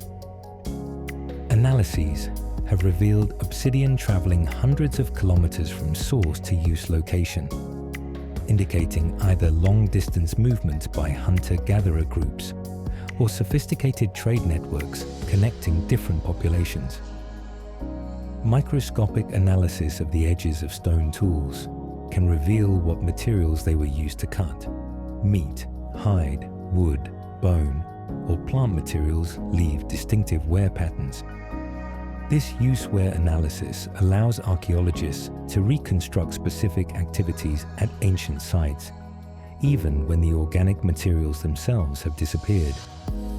Combined with experimental archaeology, modern replication and use of ancient tool types, these studies have dramatically improved our understanding of how stone tools functioned within broader technological systems. Faunal remains, animal bones showing evidence of human processing, provide crucial information about hunting practices, dietary patterns, and seasonal activities. Cut marks made by stone tools can be distinguished from carnivore tooth marks, allowing archaeologists to determine which animals were hunted rather than scavenged. Patterns of bone breakage indicate whether marrow extraction was practiced. Age profiles of hunted animals suggest whether hunters were selectively targeting particular age groups or taking animals as they encountered them. By examining which parts of animal skeletons are present at archaeological sites, archaeologists can infer transportation decisions. Did hunters bring whole carcasses back to camp? Or did they process them at kill sites, returning with only the most valuable parts? These choices reflect considerations of distance, number of carriers, and social sharing practices. In some cases, evidence shows hunters preferentially returning with meat-bearing parts to share with the group, while in other contexts, symbolic or prestigious parts like skulls or antlers were prioritized. Plant remains provide insights into gathering practices and dietary breadth, though they preserve less frequently than animal bones or stone tools. Charred seeds and nuts, plant impressions in pottery or plaster, phytoliths, microscopic silica structures formed in plant tissues, and pollen can all provide evidence of plant use. Grinding stones often preserve microscopic residues of the seeds or nuts processed on them, allowing identification of specific plant foods even when the plants themselves are gone. In some extraordinary contexts, usually extremely dry, cold, or waterlogged environments that inhibit decomposition, organic materials are preserved, offering rare glimpses of the perishable component of hunter-gatherer material culture. Alpine ice patches have yielded wooden arrows with sinew binding and stone points still attached, leather clothing, and woven baskets from thousands of years ago. Waterlogged sites like those in Florida or the Pacific Northwest have preserved wooden tools, fiber cordage, and woven textiles that would normally decay completely. These exceptional finds reveal the sophistication of technologies typically missing from the archaeological record. The 5,300-year-old Iceman found in the Alps was carrying a complex toolkit, including a copper axe with wooden handle, a flint knife with ash wood handle, a yew wood bow and quiver of arrows, and a backpack frame. Similarly, well-preserved finds from other contexts demonstrate that the stone tools that dominate typical archaeological assemblages represent just a fraction of the original material culture of hunter-gatherer groups. Isotope analysis of human bones and teeth has revolutionized our understanding of ancient diets and mobility patterns. Carbon isotope ratios can distinguish between diets based on different types of plants, C3 versus C4C4 photosynthetic pathways, or between terrestrial and marine food sources. Nitrogen isotope ratios indicate the trophic level of protein sources, distinguishing plant-based from animal-based diets. Strontium isotopes in teeth reflect the geological substrate where an individual grew up, allowing archaeologists to identify whether people lived in the same region throughout their lives or moved between different areas. These chemical techniques have revealed much greater diversity in hunter-gatherer diets than previously recognized. For instance, studies of European Upper Paleolithic populations show they obtain much of their protein from aquatic sources rather than exclusively from the large terrestrial mammals that dominate the faunal record. Mobility studies show some individuals moved regularly between different regions, while others remained in their natal areas, suggesting complex patterns of movement rather than whole group migration. Ancient DNA analysis has transformed our understanding of population relationships and movements. Genetic studies have revealed interbreeding between Homo sapiens and other hominin species like Neanderthals and Denisovans, complex population movements within and between continents, and genetic continuities or discontinuities between ancient and modern populations in specific regions. These analyses complement archaeological evidence by tracking biological relationships that may not be visible in material culture. Settlement pattern analysis examines how archaeological sites are distributed across landscapes in relation to resources, topography, and each other. Hunter-gatherer sites typically form patterns reflecting seasonal movements between resource zones, winter base camps in protected locations, spring fishing stations near spawning runs, summer hunting camps in upland areas, fall nut-gathering sites in oak forests, By mapping these locations and the activities evident at each, archaeologists can reconstruct annual cycles of movement and resource use. The archaeological record of hunter-gatherers extends back millions of years with the first stone tools, but becomes increasingly detailed and informative for more recent periods. The Upper Paleolithic period, roughly 50,000 to 12,000 years ago, is particularly well documented in Europe and parts of Africa and Asia, providing our clearest window into the lifeways of fully modern human hunter-gatherers before the adoption of agriculture. Sites from this period reveal increasingly specialized technologies adapted to particular environments and prey species, sophisticated symbolic expression through art and personal adornment, long-distance trade networks, and complex burial practices suggesting developed religious beliefs. The diversity of adaptations seen in this period, from the reindeer hunters of Ice Age France to the salmon fishers of the Russian plain to the plant-gathering specialists of the Levant, demonstrates the remarkable flexibility of the hunter-gatherer way of life. The Mesolithic period in Europe, approximately 10,000 to 6,000 years ago, varying by region, and equivalent post-glacial hunter-gatherer adaptations in other regions, show human groups adjusting to dramatically changing environments as the Ice Age ended. Rising sea levels created new coastal resources. Forests replaced open tundra across much of Eurasia, changing available plant and animal species. Hunter-gatherers responded with new technologies, bows and arrows for hunting in forested environments, dugout canoes for aquatic mobility, fish hooks and nets for exploiting expanded aquatic resources. In some regions, these post-glacial hunter-gatherers reached new levels of complexity and sedentism without adopting agriculture.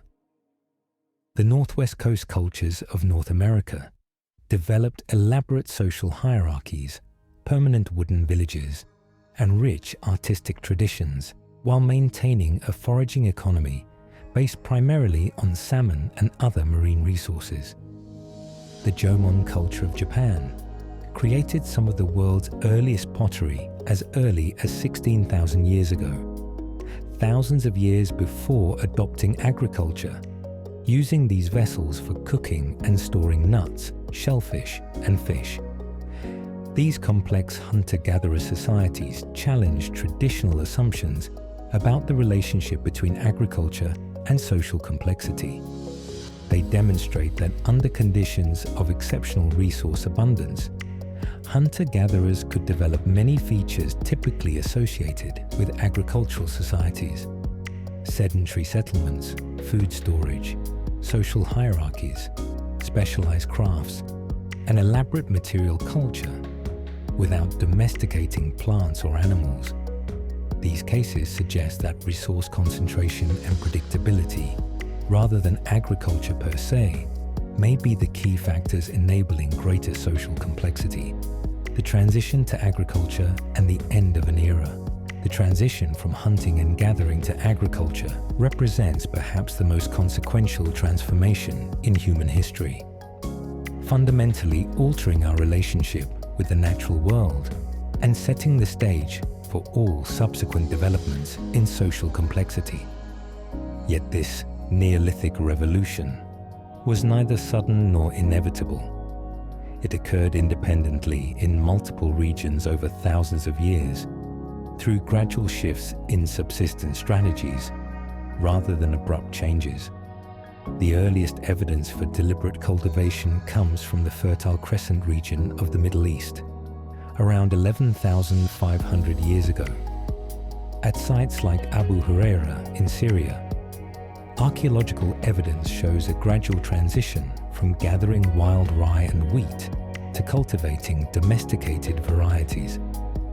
Similar processes occurred independently in several other regions. Rice domestication began in China around 9,000 years ago. Maize was domesticated in Mexico by 9,000 years ago from its wild ancestor teosinte. Potatoes, quinoa, and other crops were domesticated in the Andes. Yams and oil palm in West Africa. Taro and bananas in New Guinea. This multiple independent invention of agriculture suggests not a single discovery spreading outward, but similar human responses to changing conditions in different regions. What drove these transitions? Various theories have been proposed, and different factors likely played roles in different regions. Climate change at the end of the last ice age created new environmental conditions, with some areas becoming more favorable for plant cultivation, while others saw declines in large game animals that had been key food sources. Population pressure may have pushed some groups to intensify their food production, as wild resources became insufficient for growing communities. Risk management strategies in the face of environmental uncertainty could have led to increasing investment in reliable plant foods over less predictable hunting returns. Whatever the initial impetus, the adoption of agriculture set in motion profound changes in human societies.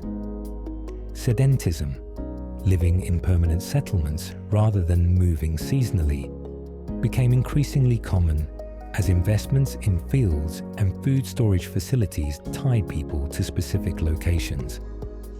Population densities increased dramatically, with early farming villages supporting many times more people per square kilometre than hunting and gathering territories.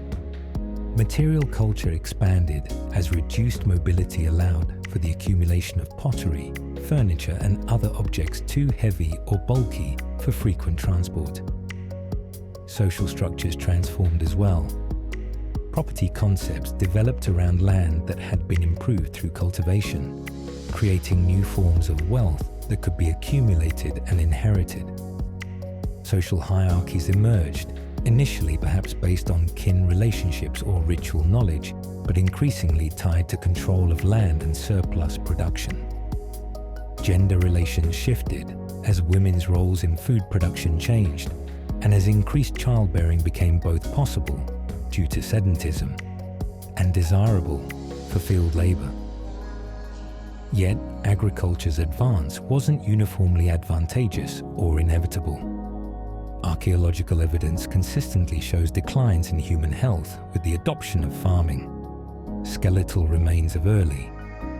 Agriculturalists showed decreased stature, increased evidence of nutritional deficiencies like anemia, higher rates of dental caries from starchy diets, and more frequent markers of infectious disease facilitated by crowded settlements and proximity to domesticated animals.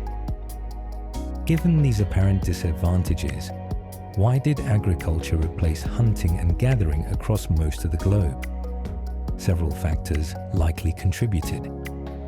Demographic advantage played a crucial role. Farming populations, despite poorer individual health, reproduced more rapidly than hunter-gatherers, gradually displacing them through population growth alone.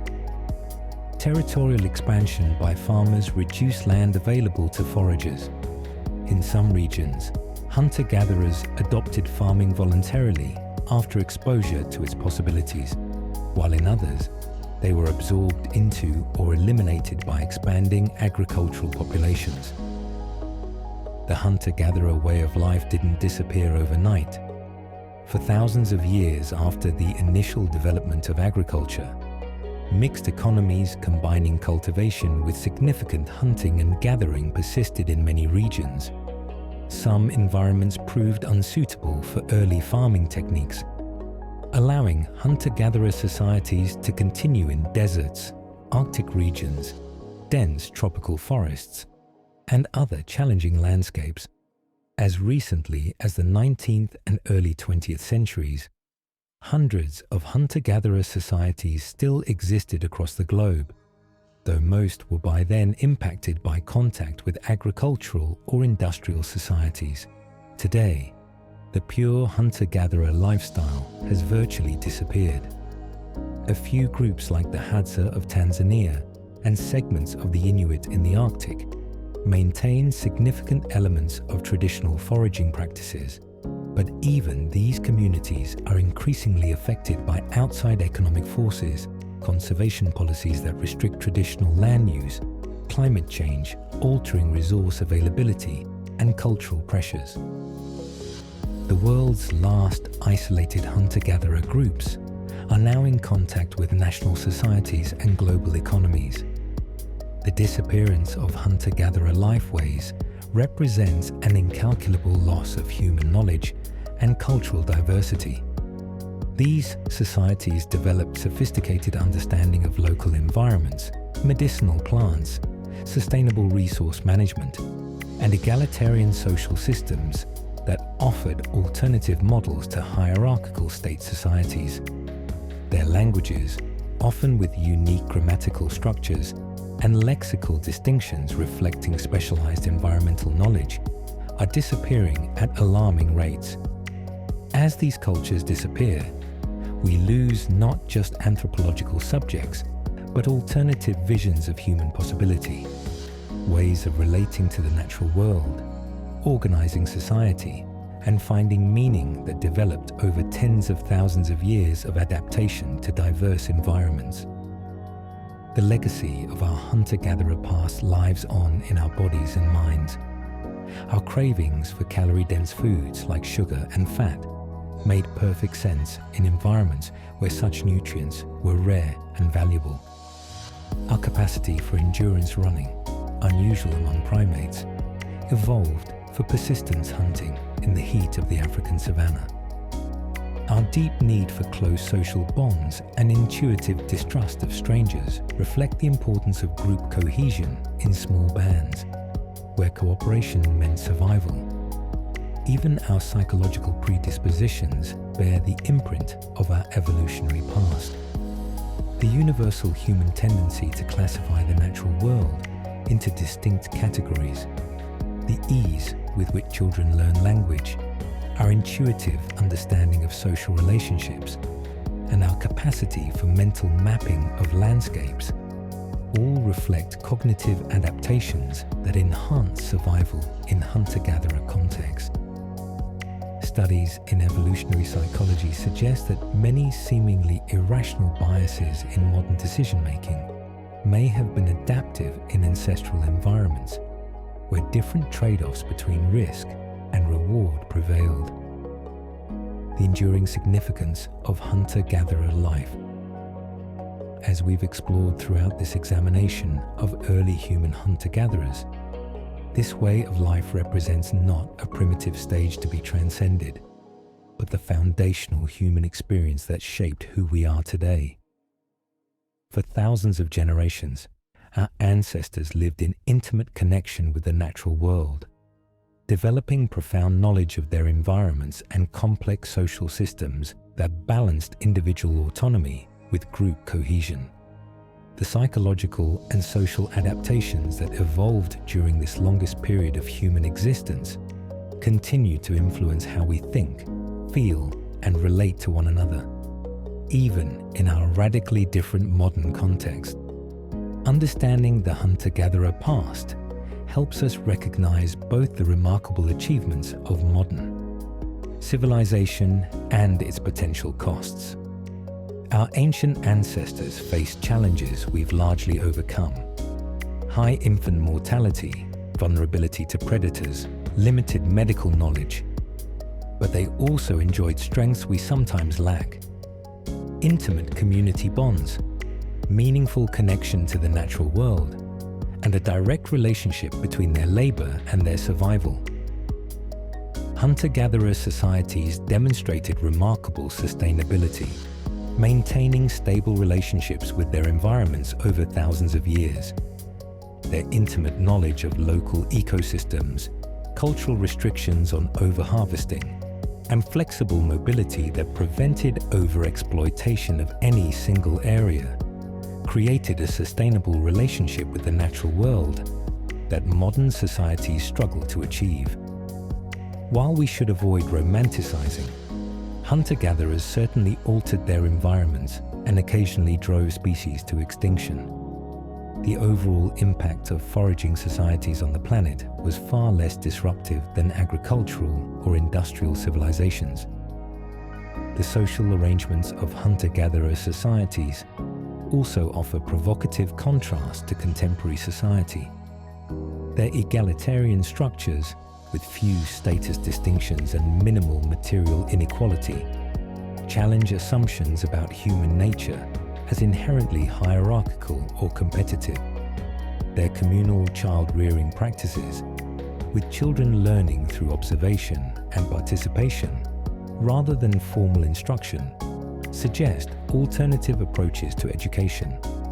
Their emphasis on conflict avoidance through mobility and consensus. Building offers different models for managing social tensions. This isn't to suggest a naive idealization of hunter-gatherer life or any possibility of returning to such a way of life.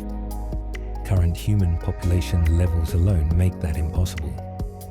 But understanding this longest chapter of human existence helps us recognize which aspects of modern society represent recent cultural innovations rather than inherent human tendencies. It provides perspective on which elements of contemporary life align with or contradict our evolved predispositions. As we face the unprecedented challenges of our technological age, climate change, resource depletion, social fragmentation, mental health crises, insights from the hunter-gatherer era may prove unexpectedly relevant. The values of sustainability, community resilience, and adaptability that characterized human life for most of our existence offer perspective on our current predicaments. The social technologies they developed, methods for building consensus, sharing resources, resolving conflicts, and maintaining egalitarian relations, represent cultural achievements as sophisticated in their domain as our material technologies are in theirs. When we look at the sweeping panorama of human evolution and the hunter-gatherer way of life that dominated it, we see not a simple story of progress from primitive to advanced, but a complex narrative of adaptation, innovation, and trade-offs.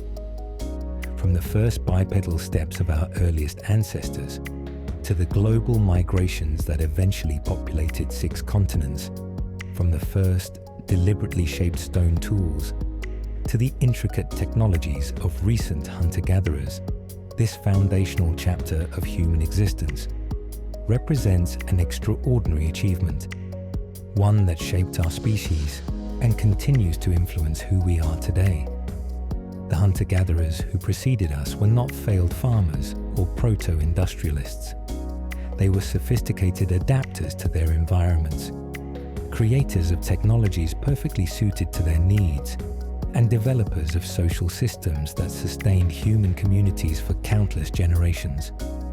In their story, we find not just the dawn of humanity, but the enduring essence of what makes us human. The tools of ancient hunter-gatherers. The technological achievements of hunter-gatherers extend far beyond the stone tools that dominate archaeological discoveries. Through experimental archaeology, rare preservation contexts, and ethnographic studies of recent foraging peoples, we've gained insight into the remarkable breadth and sophistication of hunter-gatherer technology. Tools and techniques perfectly adapted to the mobile resource-gathering lifestyle. Stone technology forms the most visible aspect of this toolkit. Over millions of years, human ancestors refined techniques for fracturing rock in predictable ways to create cutting edges far sharper than any natural object. By the Upper Paleolithic period, stone knappers created specialized implements for specific tasks, end scrapers for preparing hides, burins for engraving bone and antler, perforators for making holes in leather, and precisely shaped projectile points for hunting weapons. The sophistication of stone. Tool production is easy to underestimate. Expert knappers could control fracture patterns with remarkable precision, removing flakes as thin as a millimeter to shape delicate points. They understood how to heat treat certain stones to improve their workability. They selected specific materials for particular tools: coarser-grained rocks for choppers and hammers, fine-grained flint or obsidian for cutting tools and projectiles. Some production techniques required years of apprenticeship to master, creating lineages of technical knowledge passed down through generations. Wood, though rarely preserved in archaeological contexts, likely formed the basis for many hunter-gatherer tools. Ethnographic studies show foraging peoples using wooden digging sticks, spears, bows, containers, and structural elements for shelters and traps. Wood could be hardened in fire, bent using heat and moisture, and joined with plant fibers or animal sinew to create composite implements. The few preserved wooden artifacts from prehistoric contexts, like the 400,000-year-old Schöningen spears from Germany, or the Ice Age arrows recovered from alpine glaciers, reveal sophisticated woodworking capabilities including shaping, smoothing, and creating joints. Fiber technology represents another crucial but archaeologically underrepresented domain. The ability to twist plant fibers into cordage, string, and rope enabled countless technologies: nets for fishing and bird capture, snares for trapping small game, bags for carrying foraged foods, lashings for securing tool components together, and eventually woven baskets and textiles. Evidence from Mahalo II in Israel shows humans were processing wild flax fibers for cordage at least 19,000 years ago, while impressions of woven materials on clay fragments from sites in Europe suggest sophisticated textile production before agriculture. Bone, antler, and ivory provided materials for specialized tools that complemented stone and wood. More flexible than stone and stronger than wood, these animal materials were carved and shaped into needles for sewing fitted clothing, harpoon points with barbs to secure prey, fish hooks, awls for making holes in hide, and handles for stone tools. The famous bone points from Blombos Cave in South Africa, dating to 77,000 years ago, show sophisticated bone-working techniques including grinding, polishing, and heat treatment to enhance workability. Adhesives and binding materials enhanced tool effectiveness by securely joining components. Hunter-gatherers created natural glues from tree resins, beeswax, and animal products. Birch bark tar, identified on stone tools from European sites dating back 200,000 years, required complex production involving controlled heating in oxygen-reduced conditions. These adhesives, combined with precise binding techniques using sinew, plant fibers, or leather thongs, created multi-component tools far more effective than any single material could provide. Transportation technologies expanded hunter-gatherer mobility and carrying capacity. The invention of watercraft, from simple rafts to sophisticated boats, opened coastal, riverine, and lacustrine environments to intensive exploitation. The colonization of Australia by at least 65,000 years ago required sea crossings of up to 90 kilometers, implying watercraft capable of safely transporting groups of people across open ocean. In northern environments, sleds and snowshoes facilitated winter travel, while specialized carrying devices like burden baskets, frames, and baby carriers enhanced mobility while transporting foods, materials, and children. Clothing technology became increasingly sophisticated, particularly in colder climates. The invention of the bone needle around 30,000 years ago enabled fitted garments with waterproof seams, crucial for survival in Ice Age Europe. Analysis of wear patterns on tools suggests complex hide preparation processes involving scraping, smoking, and treatment with fats or other materials to create water-resistant, durable leather. Recent hunter-gatherers, like the Inuit, developed insulated layered garments precisely adapted to Arctic conditions, with design features like air-trapping fur ruffs around facial openings and ventilation options to prevent overheating during exertion. Food processing technologies expanded dietary options and enhanced nutrition. Grinding stones processed seeds and nuts into more digestible meal and flour. Leaching techniques removed toxic compounds from otherwise nutritious plants like acorns. Fermentation not only preserved foods, but increased their nutritional value. Cooking methods, roasting, boiling using hot stone technology before the invention of pottery, smoking and drying. Improved digestibility, eliminated pathogens and preserved seasonal surpluses. Shelter construction, though leaving minimal archaeological traces, represented another domain of technological sophistication. Depending on climate, available materials and mobility patterns, hunter-gatherers created a remarkable range of dwelling types. Hide-covered teepees designed for easy assembly and disassembly. Semi-subterranean houses insulated with earth for winter warmth. Raised platforms in tropical environments to avoid ground moisture and insects. Snow houses in Arctic regions using the insulating properties of compacted snow. Simple windbreaks in mild climates requiring minimal investment. These structures reflected deep understanding of local environmental conditions and resource availability. The final category of hunter-gatherer technology involves knowledge systems, techniques for navigation, tracking, resource management, and prediction that left no material trace but represented crucial adaptations. Australian Aboriginal peoples developed songlines, mental maps encoded in stories and songs that enabled navigation across vast territories. Sand hunters in southern Africa could read subtle signs in sand, vegetation, and animal behavior to track prey over long distances. Arctic peoples predicted weather changes through careful observation of cloud patterns, animal behavior, and sky conditions. These cognitive technologies, ways of organizing and applying knowledge about the environment, were transmitted through language, story, and direct observation. What unites all these technologies is their perfect adaptation to the hunter-gatherer way of life.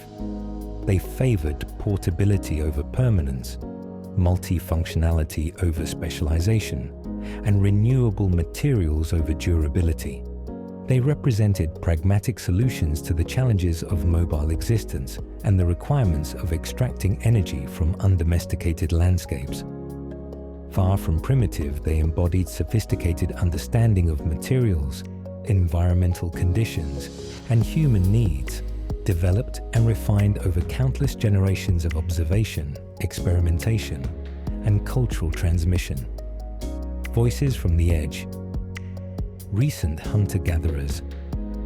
Our understanding of prehistoric hunter-gatherers is greatly enhanced by ethnographic studies of foraging peoples who maintained this way of life into the modern era. While these recent hunter-gatherers weren't unchanged, living fossils, they had their own histories of adaptation and change. They provide invaluable insights into how humans organize themselves socially and relate to their environments when living primarily through hunting and gathering. The San peoples of southern Africa, particularly the Kung, now more properly called the Ju-Hwansi, represent one of the most intensively studied hunter-gatherer groups. Anthropologists like Richard Lee, Lorna Marshall, and Marjorie Shostak lived among San communities in the mid-20th century, documenting their subsistence strategies, social organization, and cultural practices before traditional lifeways were completely disrupted by outside pressures. The San occupied arid environments in the Kalahari region, where hunting and gathering remained viable because the land was marginal for agriculture or pastoralism. Women gathered mongongo nuts, baobab fruit, tubers, and other plant foods that provided 60 to 80% of the group's calories. Men hunted using bows with poisoned arrows, tracking animals for hours or days, using remarkable observational skills to interpret subtle signs in the landscape. Their social organization exemplified many patterns seen across hunter-gatherer societies. Small, mobile bands with flexible membership, strong egalitarian values enforced through sharing norms and leveling mechanisms, and decision-making through discussion and consensus, rather than formal authority. The anthropologist James Woodburn characterized the San as practicing immediate return economics, consuming resources soon after obtaining them, rather than storing or accumulating surplus, with rights of access to resources distributed widely across the group, rather than controlled by individuals. The Hadza of Tanzania represent another well-studied African hunter-gatherer population who maintain traditional lifeways into recent times. Occupying savanna and woodland areas around Lake Eyasi, the Hadza subsisted on a varied diet including wild honey, a highly prized food collected by men with the help of honey-guide birds, tubers dug by women, baobab fruit, berries, and game ranging from small birds to large antelope. Researchers have documented the remarkable efficiency of Hadza foraging. Studies by Kristen Hawkes and others showed that Hadza women routinely brought in more calories per hour of foraging than agriculturalists, produced through farming.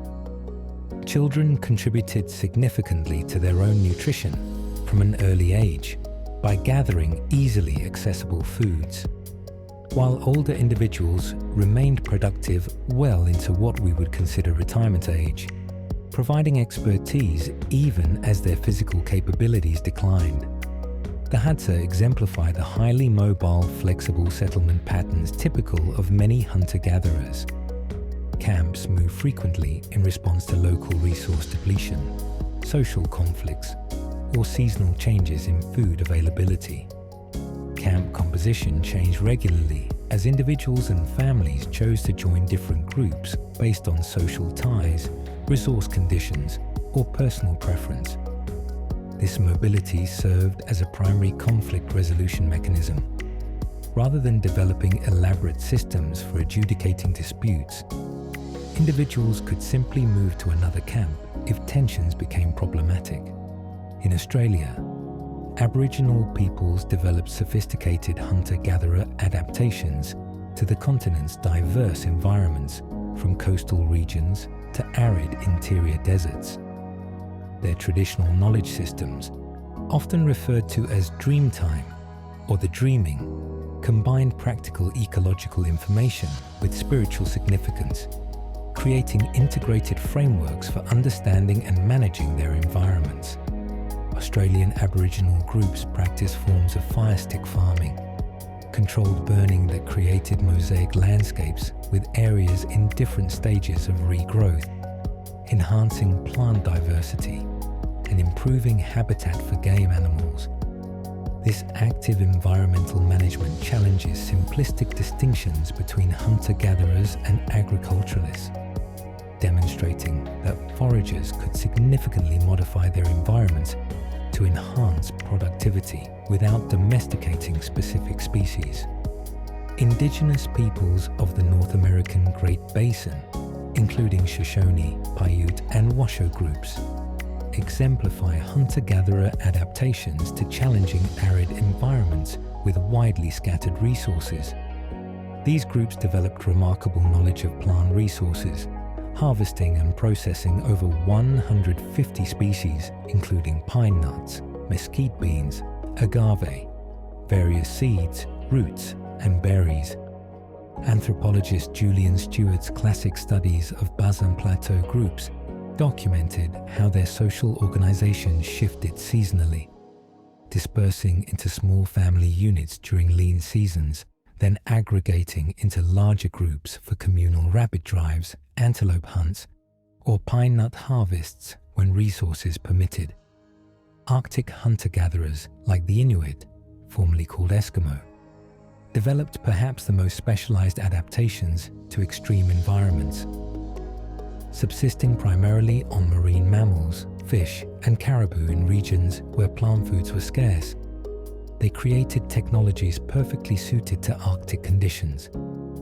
Toggle harpoons for hunting seals through ice, kayaks and umiaks, larger boats for marine hunting, snow houses, igloos for winter shelter, and sophisticated layered clothing that outperformed European garments in Arctic conditions.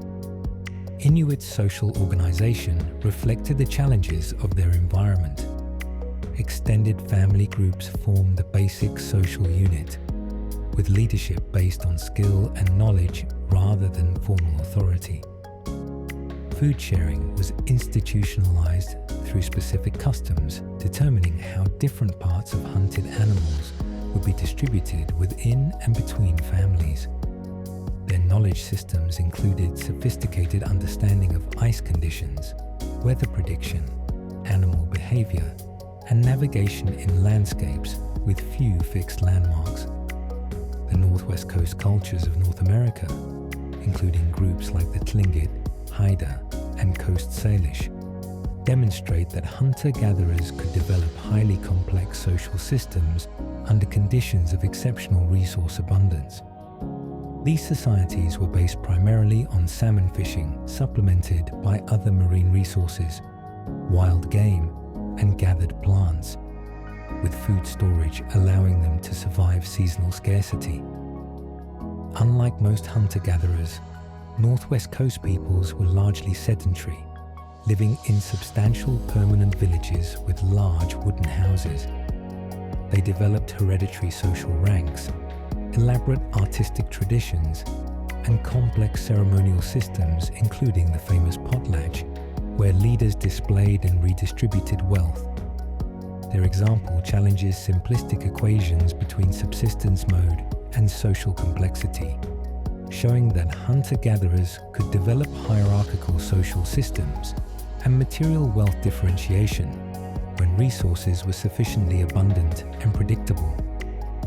These diverse examples from recent hunter-gatherer societies reveal both common patterns and remarkable variation in how humans organize themselves when living by foraging. The adaptability of the Saad hunter-gatherer way of life allowed it to succeed in environments from tropical rainforest to Arctic ice, from coastal regions rich in marine resources to arid deserts where water and food were scarce. This adaptability represents perhaps the most remarkable achievement of our hunter-gatherer ancestors, the ability to thrive in virtually any environment using only local materials and careful observation, passed down through generations. Today, purely hunter-gatherer societies have almost disappeared. Even those groups that maintained foraging traditions into the mid-20th century have been dramatically affected by encroachment from agricultural and industrial societies, government resettlement programs, involvement in market economies, and environmental degradation reducing their traditional resource base. The San have largely been relocated from their traditional territories to government settlements. The Hadza territory continues to shrink as agricultural peoples expand into their lands. Australian Aboriginal peoples have experienced devastating dispossession and cultural disruption through colonisation. Yet elements of hunter-gatherer knowledge and practice persist in many Indigenous communities, even as they adapt to changing circumstances. Traditional ecological knowledge about plants, animals, and landscapes continues to be passed down, sometimes finding new applications in conservation efforts or sustainable resource management. Cultural values emphasizing sharing, cooperation, and sustainable relationships with the environment inform Indigenous political and environmental activism. Efforts to revitalize traditional languages help preserve the knowledge systems embedded within them. The voices of these recent hunter-gatherers, recorded in ethnographies, oral histories, and increasingly in their own writings and media, provide our most direct connection to the way of life that shaped our species for most of its existence. They remind us that the hunter-gatherer past isn't a remote abstraction, but a lived reality within human memory, a set of adaptations, values, and knowledge systems that sustained humanity for thousands of generations, and that might still offer wisdom relevant to our contemporary challenges. The hunter-gatherer legacy.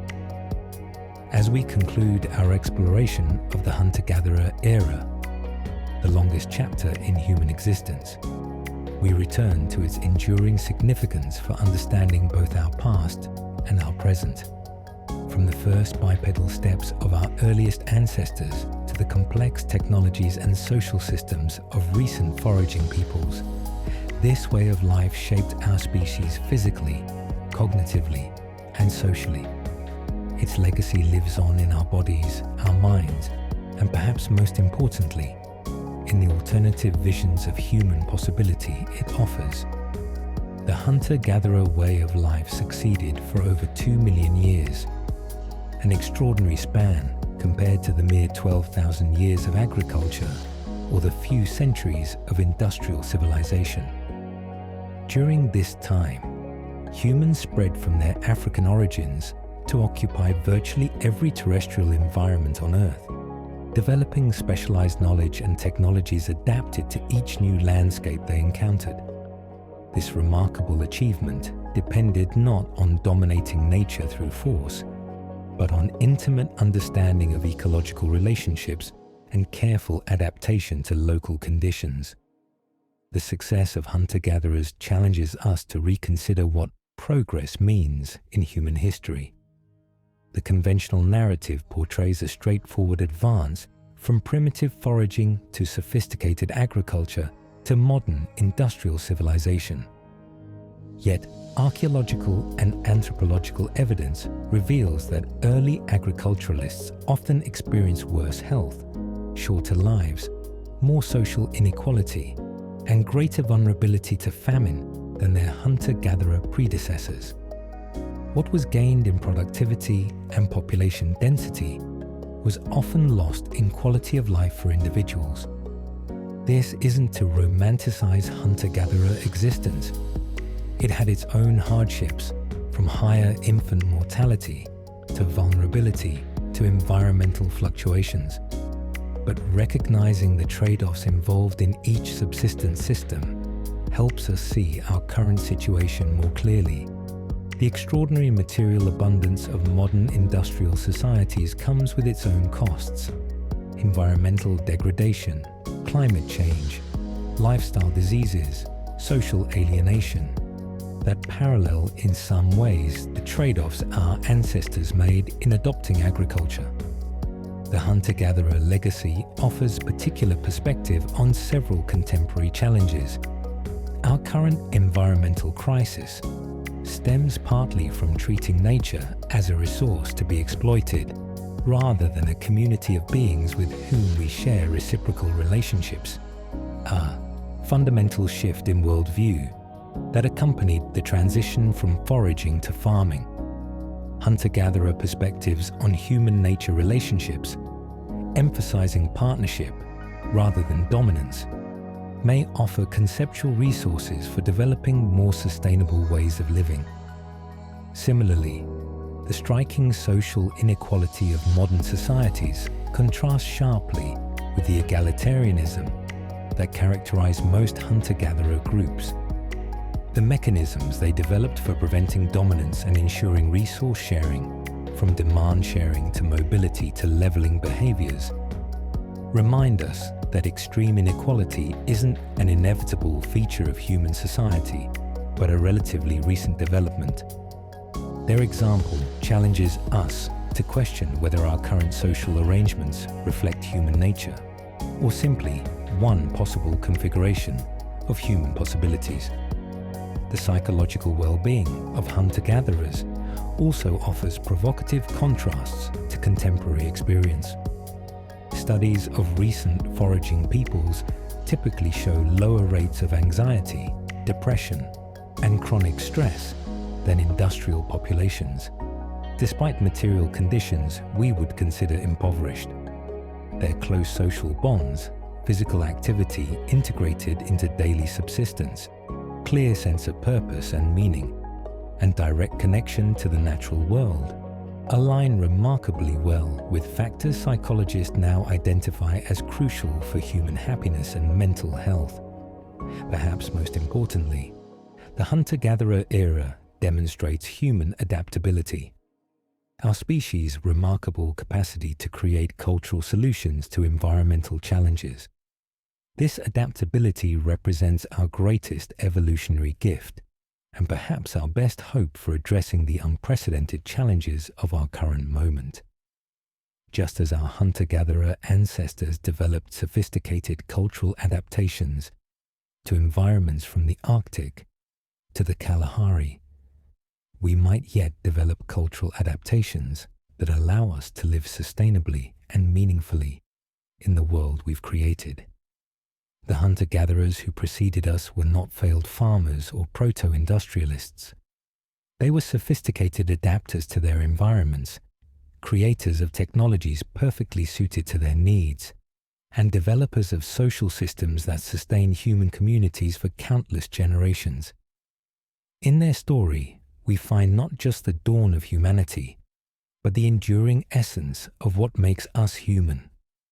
Our adaptability, our sociality, our capacity for cumulative cultural learning, and our ability to find meaning in our relationships with each other and the world we inhabit. As we face an uncertain future shaped by climate change, technological disruption, and social transformation, the longest chapter of human history offers both perspective and possibility. It reminds us that our species has faced and overcome profound challenges before, adapting to changing conditions through cultural innovation rather than biological evolution. It suggests that many aspects of modern life we take for granted, from social hierarchy to environmental exploitation, are not inevitable features of human existence, but relatively recent cultural experiments. And it offers alternative models of human society, more egalitarian, more sustainable, more directly connected to the natural world, that might inform our own experiments in creating livable futures.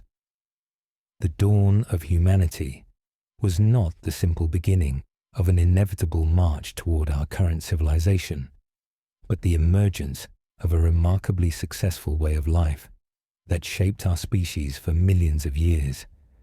In understanding this foundational human experience, we gain not just knowledge of our past, but potentially valuable wisdom for navigating our future.